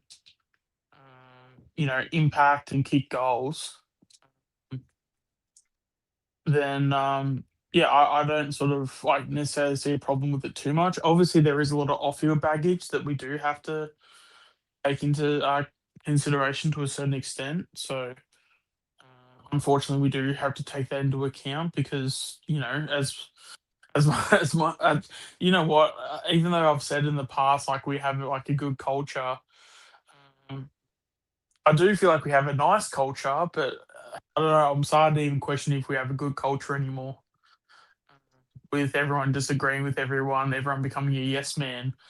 I don't know if that's necessarily a good culture, but it is, I guess, a nice culture at the end of the day. Would you? So this is the conundrum because when you miss out on a big fish, you got all these players on the periphery at their own clubs that are interested to come. So the big one's Jake Stringer, and I've never seen a more split sort of opinion on a guy like that. I'll kick it off. I'll just say if you're looking purely at football ability, it's a no-brainer. The Yeah, guy, absolutely no-brainer. However, now I'm going to be careful with what I say here. I don't think everyone knows what happened with Jake Stringer 10 years ago, and we won't speculate or insinuate what happened. yeah, However, I think a lot of people that are in the yes camp, if they knew what happened 10 years ago, I think they would immediately say no chance. You yeah, have to remember there is a reason why Jake Stringer has been at 3 clubs, now soon to be maybe 4 clubs. And there's an yeah, incident 10 years ago that happened, and the people in the yes camp, if they knew of that incident, they would run away from him, as yeah, 3 clubs have already done. yeah. Yeah. But then, yeah, and there's, I think also just to also add another thing onto it too. You've even got players in our team currently right now, like a Bo McCreary and stuff, where when it comes to Fly, like it's been known, or not known, but we can make a pretty good assumption that Fly has been very notorious for not putting players' feet to the fire. So with Stringer, like that sort of worries me in a sense because if he's not going to put someone like Bo's feet to the fire, how is he going to put Stringer's feet to the fire? If we need Stringer to lift and we need him to sort of get an extra 10% out of his game because we need him, and we're say down by 2 goals, like hey Stringer, we need 3 goals from you this quarter. What's going on? Um, is Fly going to be that coach, or are we going to be that club to sort of motivate him to get the best out of himself? Like, given that Fly and the club itself has been so passive with how we've been dealing with things of late, it does make you sort of question: Are we actually the right club for Stringer? Yeah, it sounds great on paper, but we know from a motivational point of view, that's a huge factor when it comes to Stringer playing well or not. So I sort of sit there and I sort of go, even if you take out things that he's done in the past, but if we just look at it from a football ability, can we go into let's just say it's a final, doesn't matter if it's a elimination prelim or whatever, but if we need him to have a quarter where he just goes berserk and goes nuts and kicks, say, 3 goals in a quarter, he can be the type to do it, but could he do it in a way where we actually need it? And is Look, Fly the one to look at the stringer and go, "Hey, mate, we need you. Like 3 goals this quarter, yeah, 3 goals." I think he's capable. His abilities is capable. I just think it's the overall package is not worth it. Yeah, I'll just reference something that where was it? I think it was Peter G. Oh yeah, Peter G. Here we are. To be fair, we are talking off-field baggage with Neil as well. That's not stopping me from wanting Neil though. Yep, Peter, perfectly understandable. However, I would consider like a marriage breakdown and that sort of stuff very different, very different to what Jake Stringer's CV presents. I don't think you can compare those two. Everyone has marriage breakdowns and things like that. That's, obviously he's in the public eye and it's not great, and whatever happened there happened. However, that's like that is nothing. That's insignificant compared to Stringer's baggage. I'll just say that. So Yeah. someone having a marriage breakdown, if that's going to be your what do you call it? Like your yardstick for if a bloke's, any good for a culture or not. Half the blokes in the AFL wouldn't be playing. Like marriage breakdowns happen every day in all facets of life. But things that Jake Stringer's done are not things that happen in everyday life. Let's just say that. Yep. Yeah. And then you've also got some of the rumours that were going on around him at Essendon for different reasons as well. So, yeah, I think the the off-field stuff is a genuine question that needs to be asked. Is it something we can overlook? Maybe, but it's it is a cultural issue, and is a player like that, yeah, you could get him through the door. Yeah, you can tell the players, hey, just ignore him. And then when it comes to game day, just kick it, on his chest. But again, it's like, yeah, that's probably the thing where you can go, well, do we really want that at the club where it's basically everyone's got to walk around eggshells? We talk about having a good culture. We talk about, wanting to be the best versions of ourselves. Like, that's sort of like where I sort of fall down when it comes to getting someone like Stringer. Yes, as a footballer, like you're not even questioning the acquisition from a football talent. It's more the off-field stuff that you're sort of questioning. And is it as much as we sit here and we go, "Oh, Stringer's had a 48 goal season," but is it right to get a guy like that when you might even have players in our best 23 that might feel uncomfortable given with what Stringer has done in the past? It might affect their form, so they might kick less goals or have less disposals or less spoils or marks, whatever. But as much as we go, oh, awesome, Stringer's gonna, he's kicked 48 goals. He's going to come into our side and he's going to kick another 48 goals. That doesn't always happen, right? So that's also another aspect that we gotta think of is that it's not what String also does; it's what other players do around him as well too. Yeah. Look, if the club is going to go to all the players and ask them, look, all these players know about each other and whatnot. If the players, the senior core of Collingwood, especially Nick, actually, I should just say Nick, if the next phase of our list is happy with having String at the club, I would say, yep, okay. If the players are comfortable with it, so be it. We can live with it. However, again, when there's a guy that's just been tipped out of his third club, it's just one of those things. And that's the same with Hogan too. He'll be tipped out of his third club as well. So, sometimes the scraps look good on paper, but there's always deeper things to consider,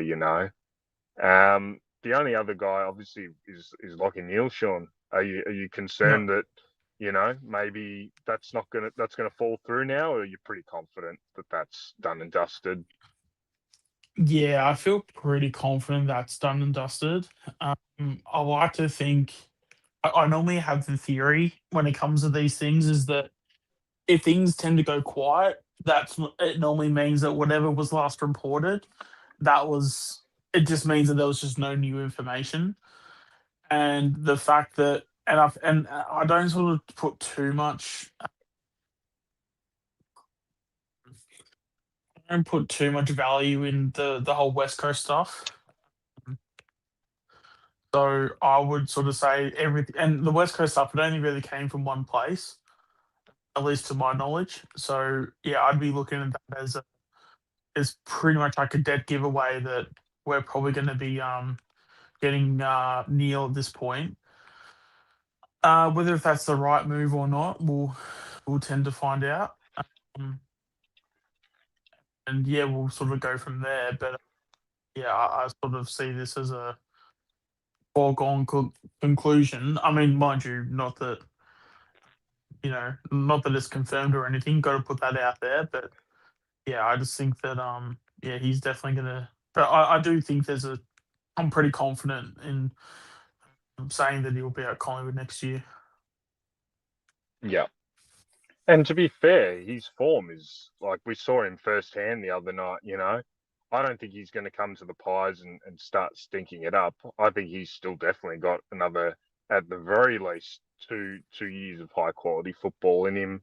So, provided he's coming for the right reasons and whatnot, I think, you know, for a stopgap, well, actually, he's more than a stopgap. He's still an absolute gun.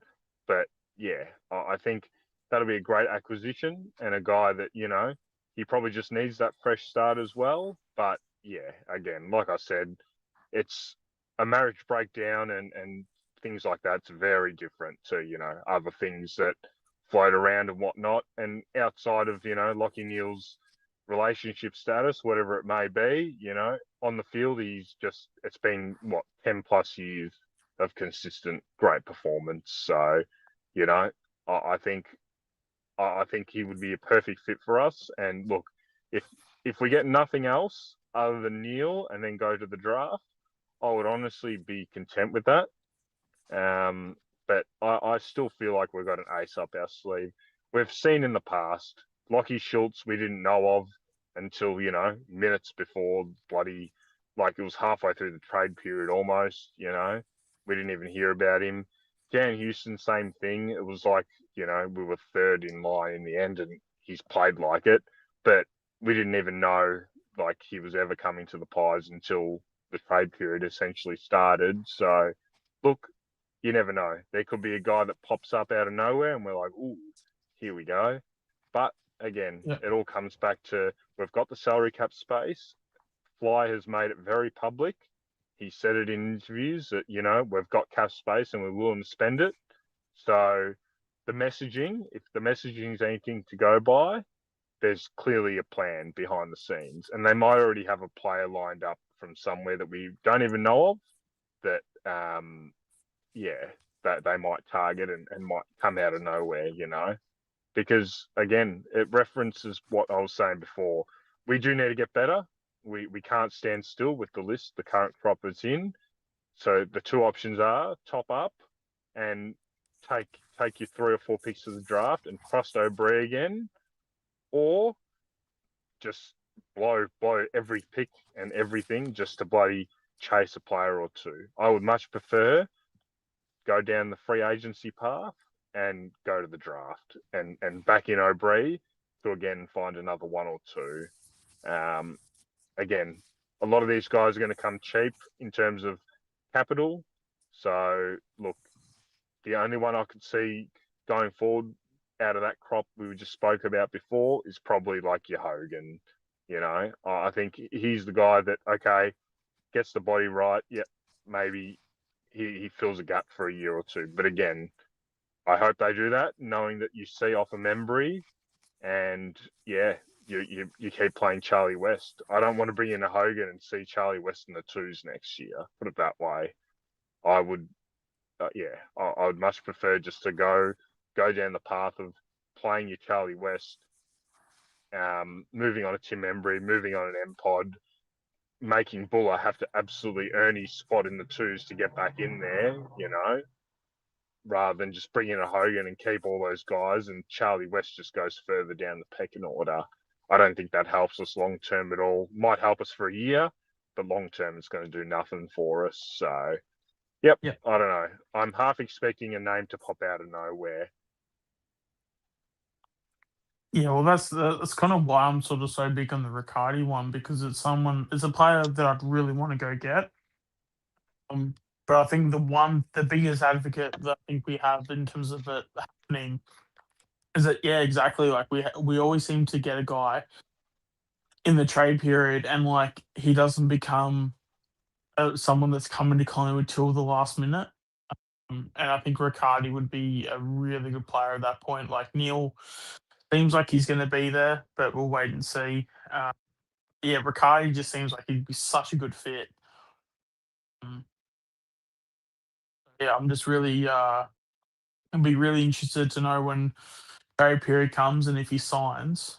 or if he doesn't sign, like, yeah, does he leave? Do Collingwood pick him up? Yeah, I'll be really interested to know about that. We have a new friend in here, do we? Yeah. Oh, yeah, we do. Lucas, you there? Yeah, how you doing, Adrian and Sean? How we doing? Doing all right? You just woke up or something? Like, what's going No, on? no, no, no. No, I've been alright. I've been good. I've been good. Now, Uh, Lucas. Yeah, so what's your overall thoughts on what we've been speaking about? I'm going to put this out there, and I'm serious about this. Would you guys go after a Heaney? Probably not Heaney. Like, Heaney would have to come pretty cheap for me to be entertained by the offer. You probably would get him cheap. Would he come to us for a third rounder? He probably, well, if Sydney don't want it, if Sydney want to trade him, then he's got no choice but to leave. But I reckon you could get Heaney pretty cheaply. I think he's caused too much damage. He's on the point of no return. I reckon he'd be available. See, the thing with an Isaac Heaney is, yeah, he might come cheap, but I reckon there'd be 13 other clubs that would dip their hat in the ring for an Isaac Heaney if he became available. So, yeah. Look, would I want him? Yeah, probably. But again, we don't actually know what's happened there. I think this stuff all needs to get cleared up pretty quick, where there's either charges laid or they're just acquitted and we all move on.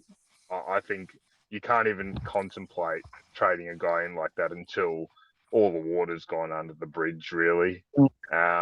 Yeah. Yeah. I just look again. I'm big on culture. I'm huge on culture. That's the thing. Yeah. Again, if it was just football, like I said, if I'm just putting together a country football team and I don't give a fuck about like if this guy's bloody been in jail or this guy, whatever. I don't give a shit. But when you're talking the professional environment, I think culture is massive. So you need to protect that at all costs. And look, let's see what happens with Heaney. The one I'd be targeting is Blakey, but again, the same thing. Yeah. Same situation. Need to let everything play out there and make sure that everything's above board and whatnot, because we just don't know. This could drag on for months and months and months, Yeah, because I mean, for me personally, I wouldn't even be sleeping on Goulden as well. Goulden would be one that I'd be looking at pretty heavily, especially because I think our wing stocks, I don't think it's as good as what we think it is. Especially when you're looking at, potentially like moving forward, if Sidey retires, you've got Lipinski, you might have Swaddling on the other wing. And then after that, you've got maybe like a Roan Steele. Could maybe throw Perryman in there. But I think I just feel like that we probably need to go and target a wingman, whether if that is someone like Goulden. Okay, was he not there? Okay, well there you go. Well then that who was the player's name there? I could have sworn Goulden was in it. No, the three main ones were Warner, Heaney, and Blakey. Yep. And Vice Okay, well as then well. yeah, definitely. And like, why was Goulden up there? Gordon was never. No, he was never. No, Gordon played last week. No. Don't worry. Okay. If all those guys end up getting shipped off, don't worry. Goulden will be getting paid $2 million plus. They'll renegotiate his contract. He won't be going he's anywhere, a free. mate. I think he's a free agent as well next year, Gordon. So there you go. He's very close to going to Carlton. He's very close to going to Carlton, Goulden. So yeah, look, who knows? Who knows with a guy like that? He might have interest to come back to Victoria. But again, look, like I said, what we've been speaking about in this stream, right now, Carlton is a more attractive option as a club to go to than Collingwood. As we sit right here, right now, Carlton is a more attractive proposition. So, we've got to turn that around if we want to get in the face of some of these free agents. That's just the reality of the situation. So, yeah. Well, that's probably down to your coach, Adrian. Oh, don't get me started again, Lucas. Don't get me started again. If you had the first hour. No, I didn't. No, I was doing my own show with Kiri. No, I haven't heard the first hour. But please elaborate. Please tell me. Oh, no. I'm not reheating the soup, mate. You can go back and listen. But let's just say that, look, I will say one thing. Now, I never thought we would get Butters. I even said, if we get Butters, I would eat my hat live on stream.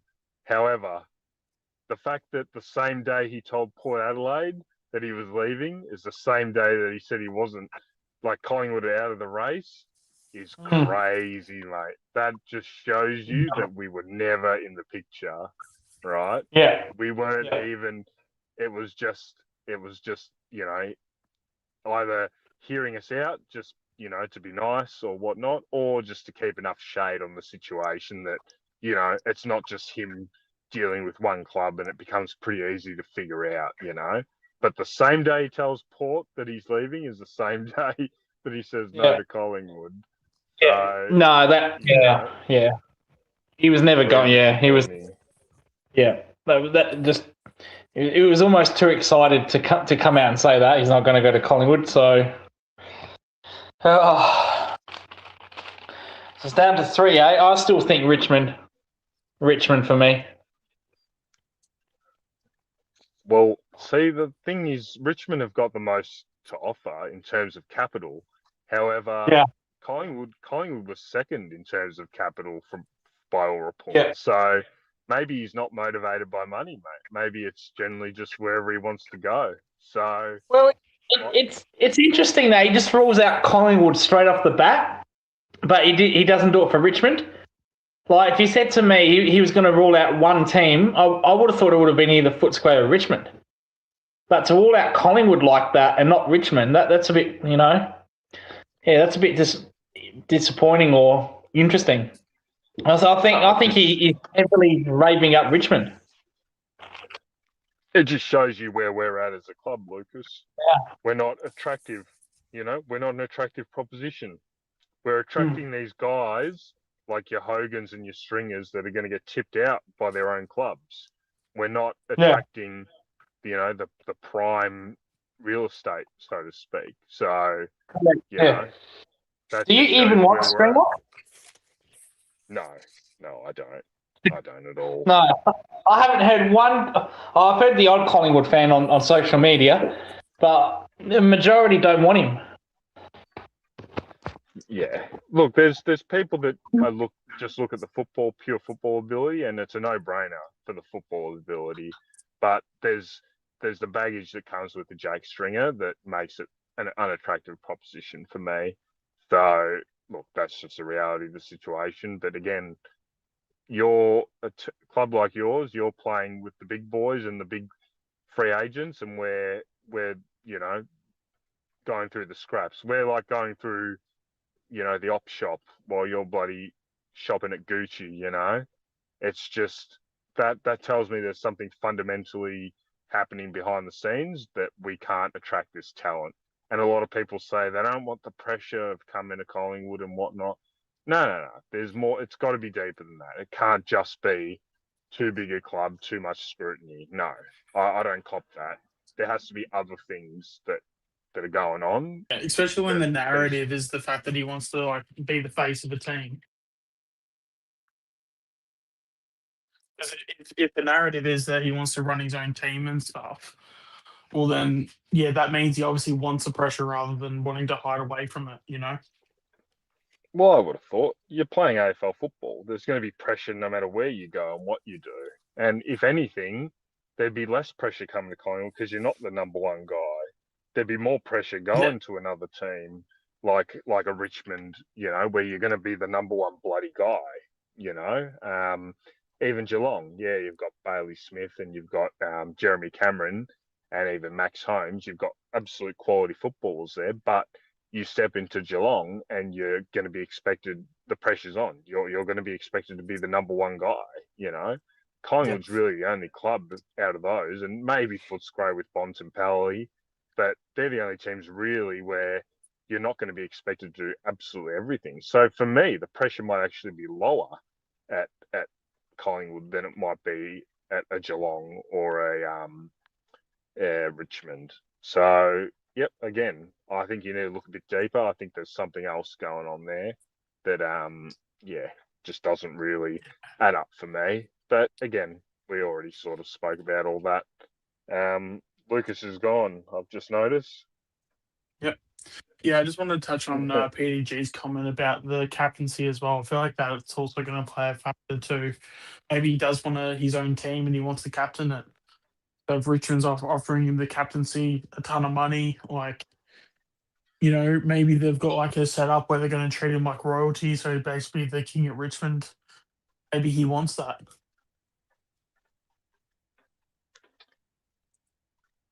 Yeah. You never know. It could have been something that's part of the negotiations. Yep, for sure. I'm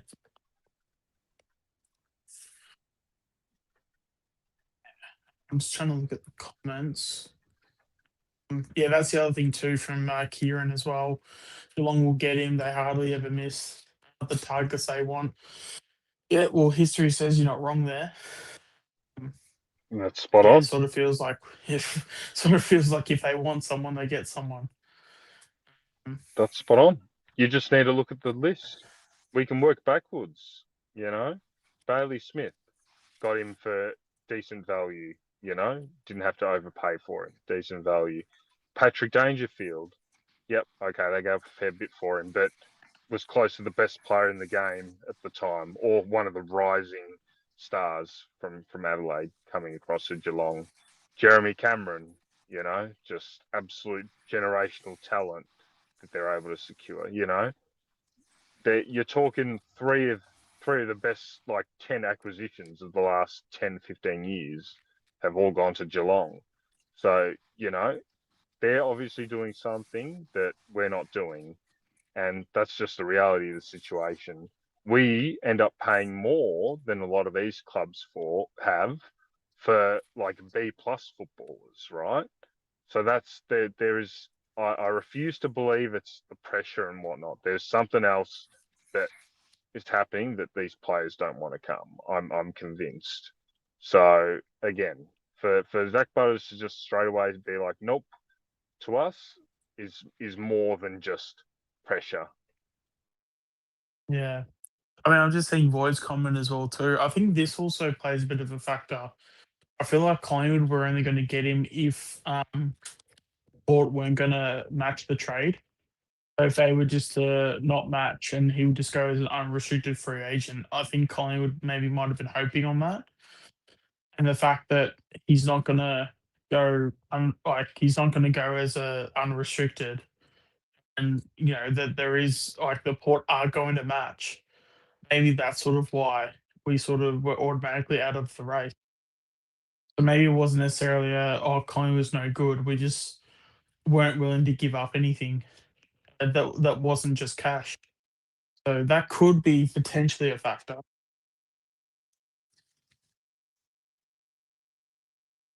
Look, it definitely would play a part. I've no doubt. But yeah, again, these are the situations where you just want to know what's happened.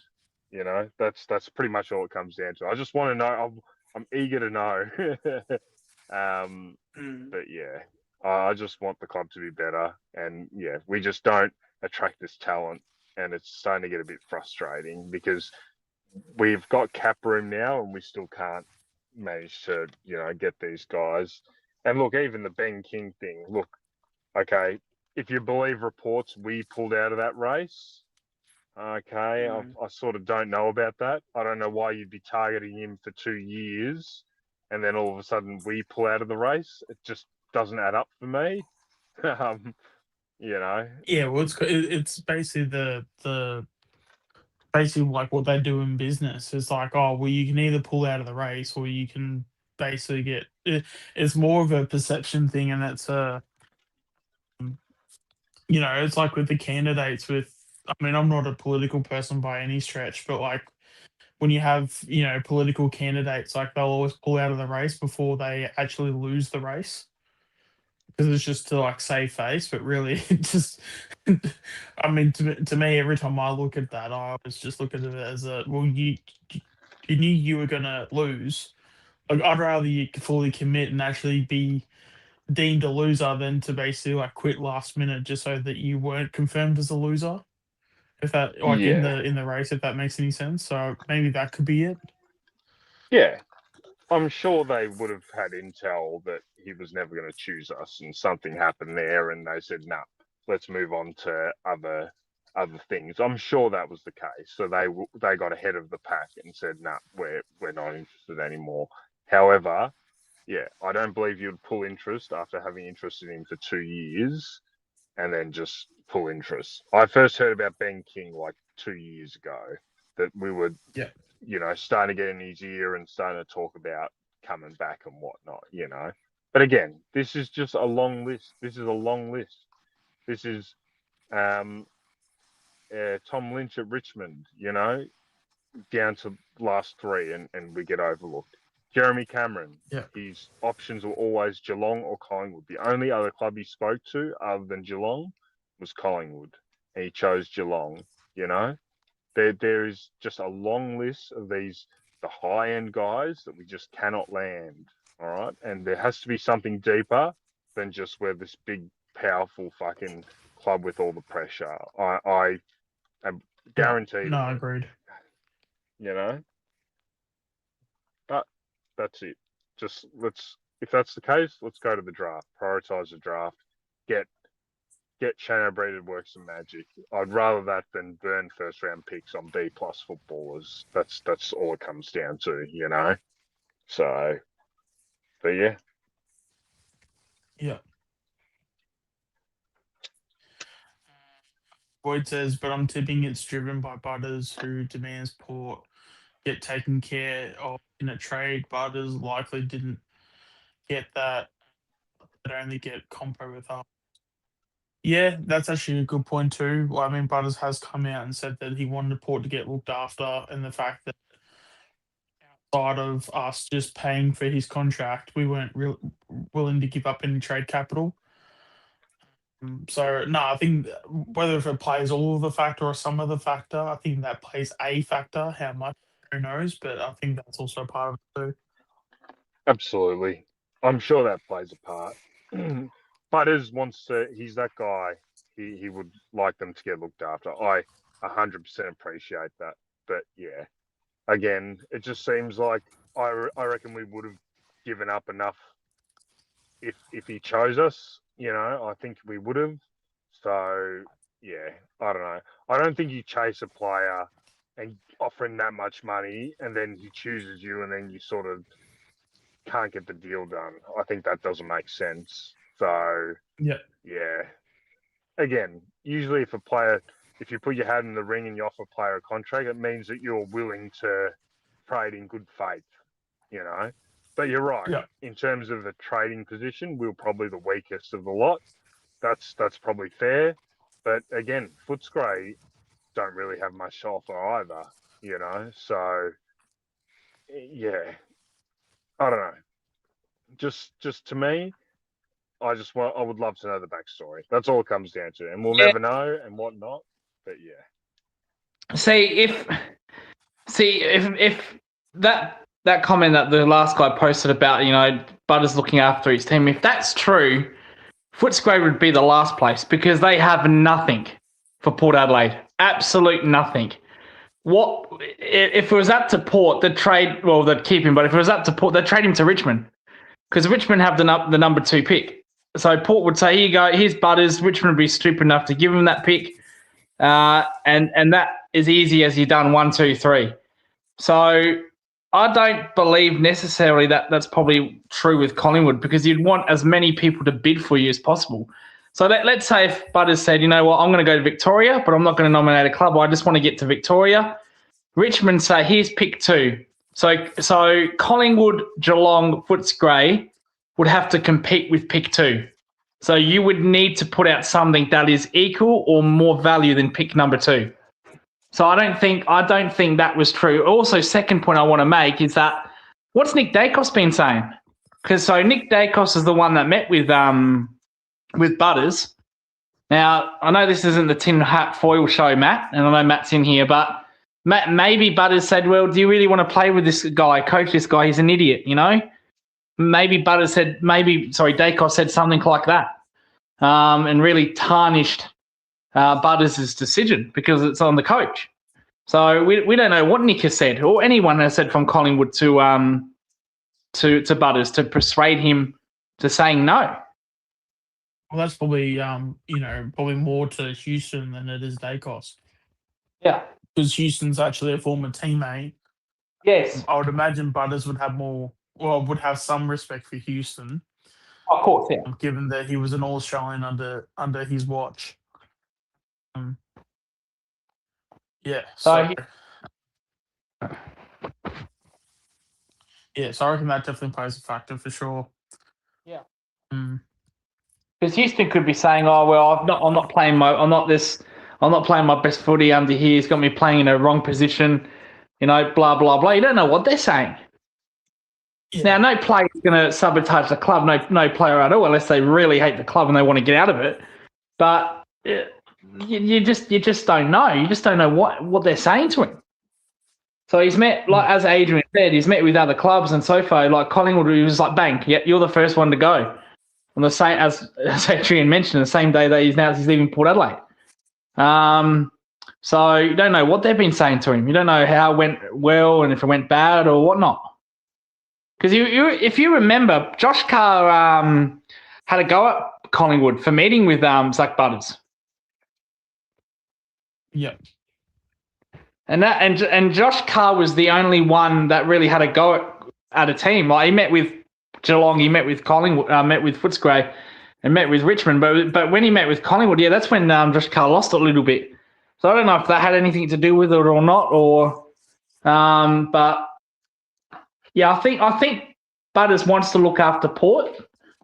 And as Adrian said, that's admirable. We get all that. But if he really wanted to look after Port Adelaide, he would have said no. He would have kept Collingwood in as much as he could. And if he wants to really look after Port Adelaide, he'll go to Richmond.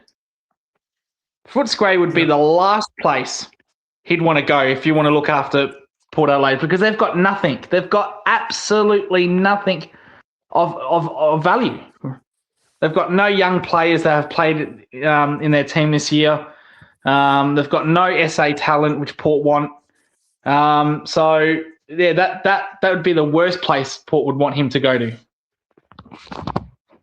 Yeah. Also, just to touch on, I think it was Void that put in the comments. Only there's a potential of Tim English going to another club. I mean, for a club that needs a stopgap for Steen next year, surely that's a player we look at. Depending on what draft capital that is. Yeah, I don't. There would be any of a Port. Tim English is a good player, good ruckman.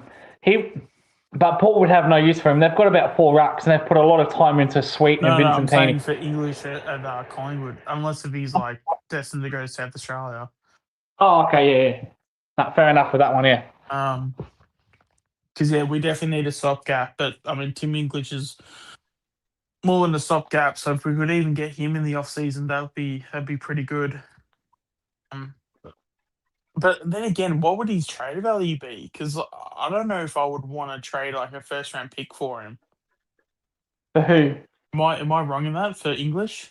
Because he's a ruckman. Oh, he's a good ruckman though. He's a good ruckman. He's one of the better ruckmen. No, he's not Grundy. Would you trade a first rounder for him though? I'd be more comfortable with the second. Yeah, if he was a late first rounder, you would. Yeah. Yeah. Like he's not Jackson, Gawn and that, but he's in the second tier. I'd put him in the second tier.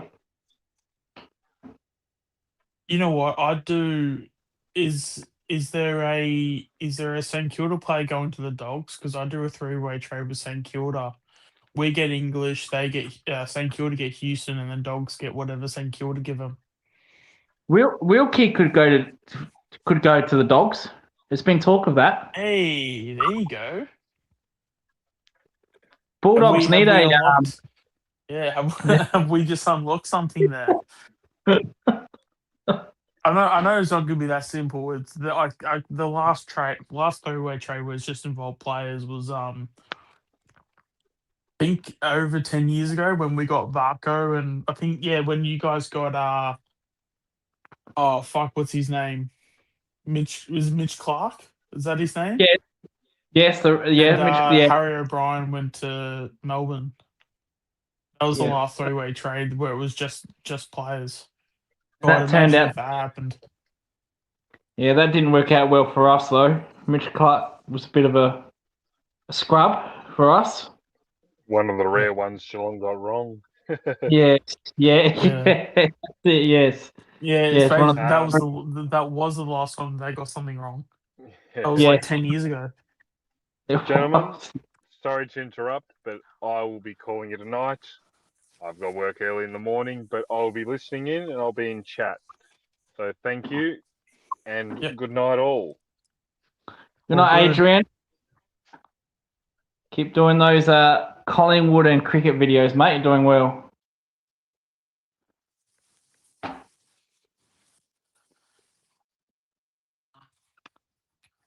Wow. But I'm having a bit of an interesting night. I reckon I've had about 5 6 power hours. Thank God I'm streaming on my phone. Oh, gee. No, I'm doing well. I'm doing all right. I've got my late night stream tonight, so you guys can hop on. If you're listening, you can hop onto my late night stream. See who's around. Are you doing one later on after this? Yeah, I'll do one later on after this. So I might actually head off then if that's all right. You can get your stream started.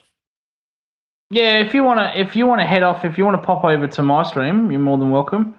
I know Mix just popped into or was that Chris? They both have the same profile photo. I'm guessing it's Chris. Popped in, I think. Yeah.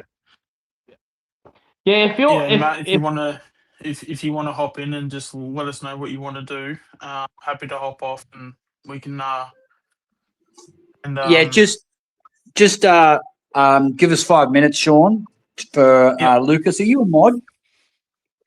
Yeah. Yes. Do you just put the link to your stream in the chat? Yeah. Okay. Yeah. Okay. So that everyone, because there's probably 20 people who don't know your channel. So. Yeah. Yeah.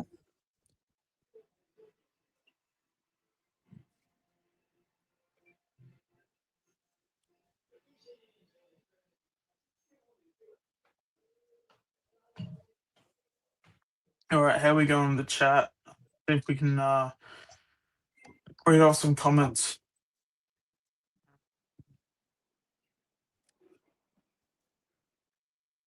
Yeah, I'd be curious to know with Butters getting the captaincy from Richmond. I wonder how much that's also playing some form of a. Yep, there you go. I've just posted it. Yep.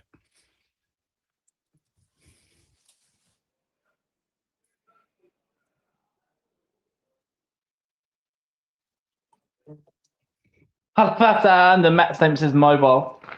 All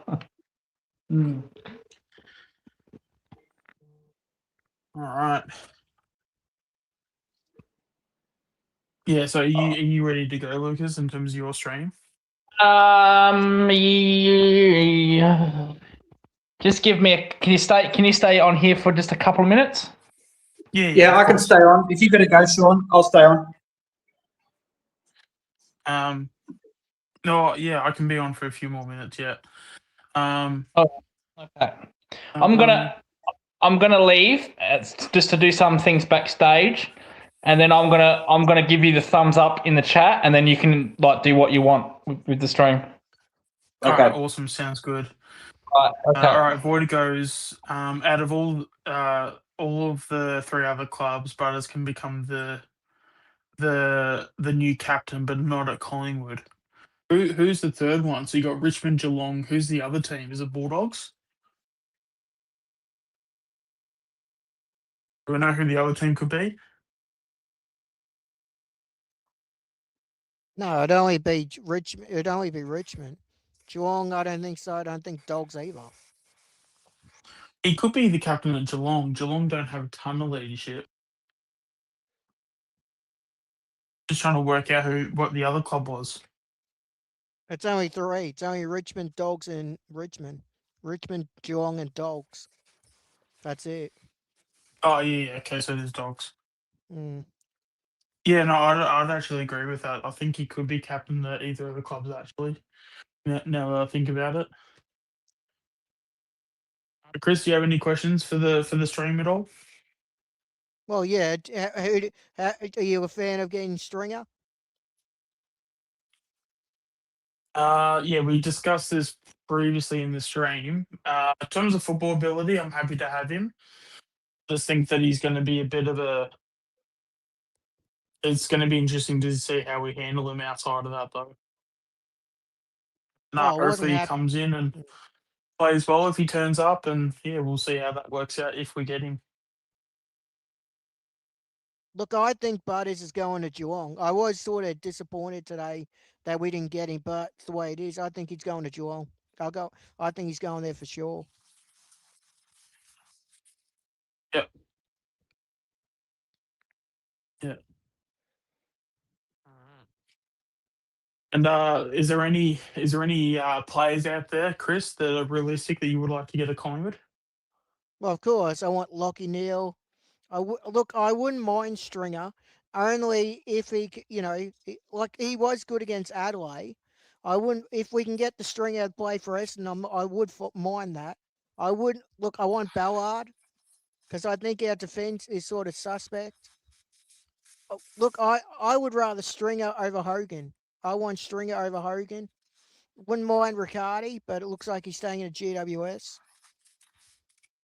There are players, but who knows who we can get? Who knows? Yeah. Is there so if you were to, maybe pick out a player in the AFL that's maybe not linked to us, what type of player do you think we would desperately need if you were a list manager? Defender. We need a key defender. I looked at offence against Brisbane. We need defender. And my number one, I would go for Ballard. I like him a lot from Yep. Gold Coast. I want him bad. Yep. So what are some of the strengths that Ballard has, you reckon, that we could utilise? He's got a great kick. He's a great defender. I watch him at Gold Coast. He's a great defender. He's got great kicking. He's good at finding his targets, and I think we need that. I think we need to get him, and I think just give him a third or fourth round pick, and he comes to Collingwood. Yeah, well, that's probably another thing too, is that he'll definitely come cheap from a trade perspective. So, yeah, if we're wanting to keep our first and second round picks, that would be a good option for sure. Mm. All right, that's I think we just got a comment from Lucas that he's all good to go. All right, guys, pretty sure you guys have got the link to his stream. Chris, is there any final thoughts that you want to say, or are you all good to go and we'll all go hop in Lucas's stream? I'm all to go. I'm all ready to go. I'll go. Yeah, I'm all ready to go. All right, well, with all that, we will finish up. Thanks, everybody, for tuning into the stream. Hopefully you get around both channels of The Warble and obviously my channel, Ultimate Greatness. And make sure to like and subscribe. We're definitely going to be sticking around doing more streams as we're sure things will only get more hotter as we get more into the off season and into trade period and into finals. So yeah, we'll cover everything that we can as much as we can. And yeah, with that said, we will now finish off the night we'll have another stream with Lucas, and yeah, we'll go hop in that, and yeah, hopefully you guys have enjoyed this one, and yeah, we'll see you guys in the other stream. All right, thanks guys. Go Pies. Go Pies. Go Pies.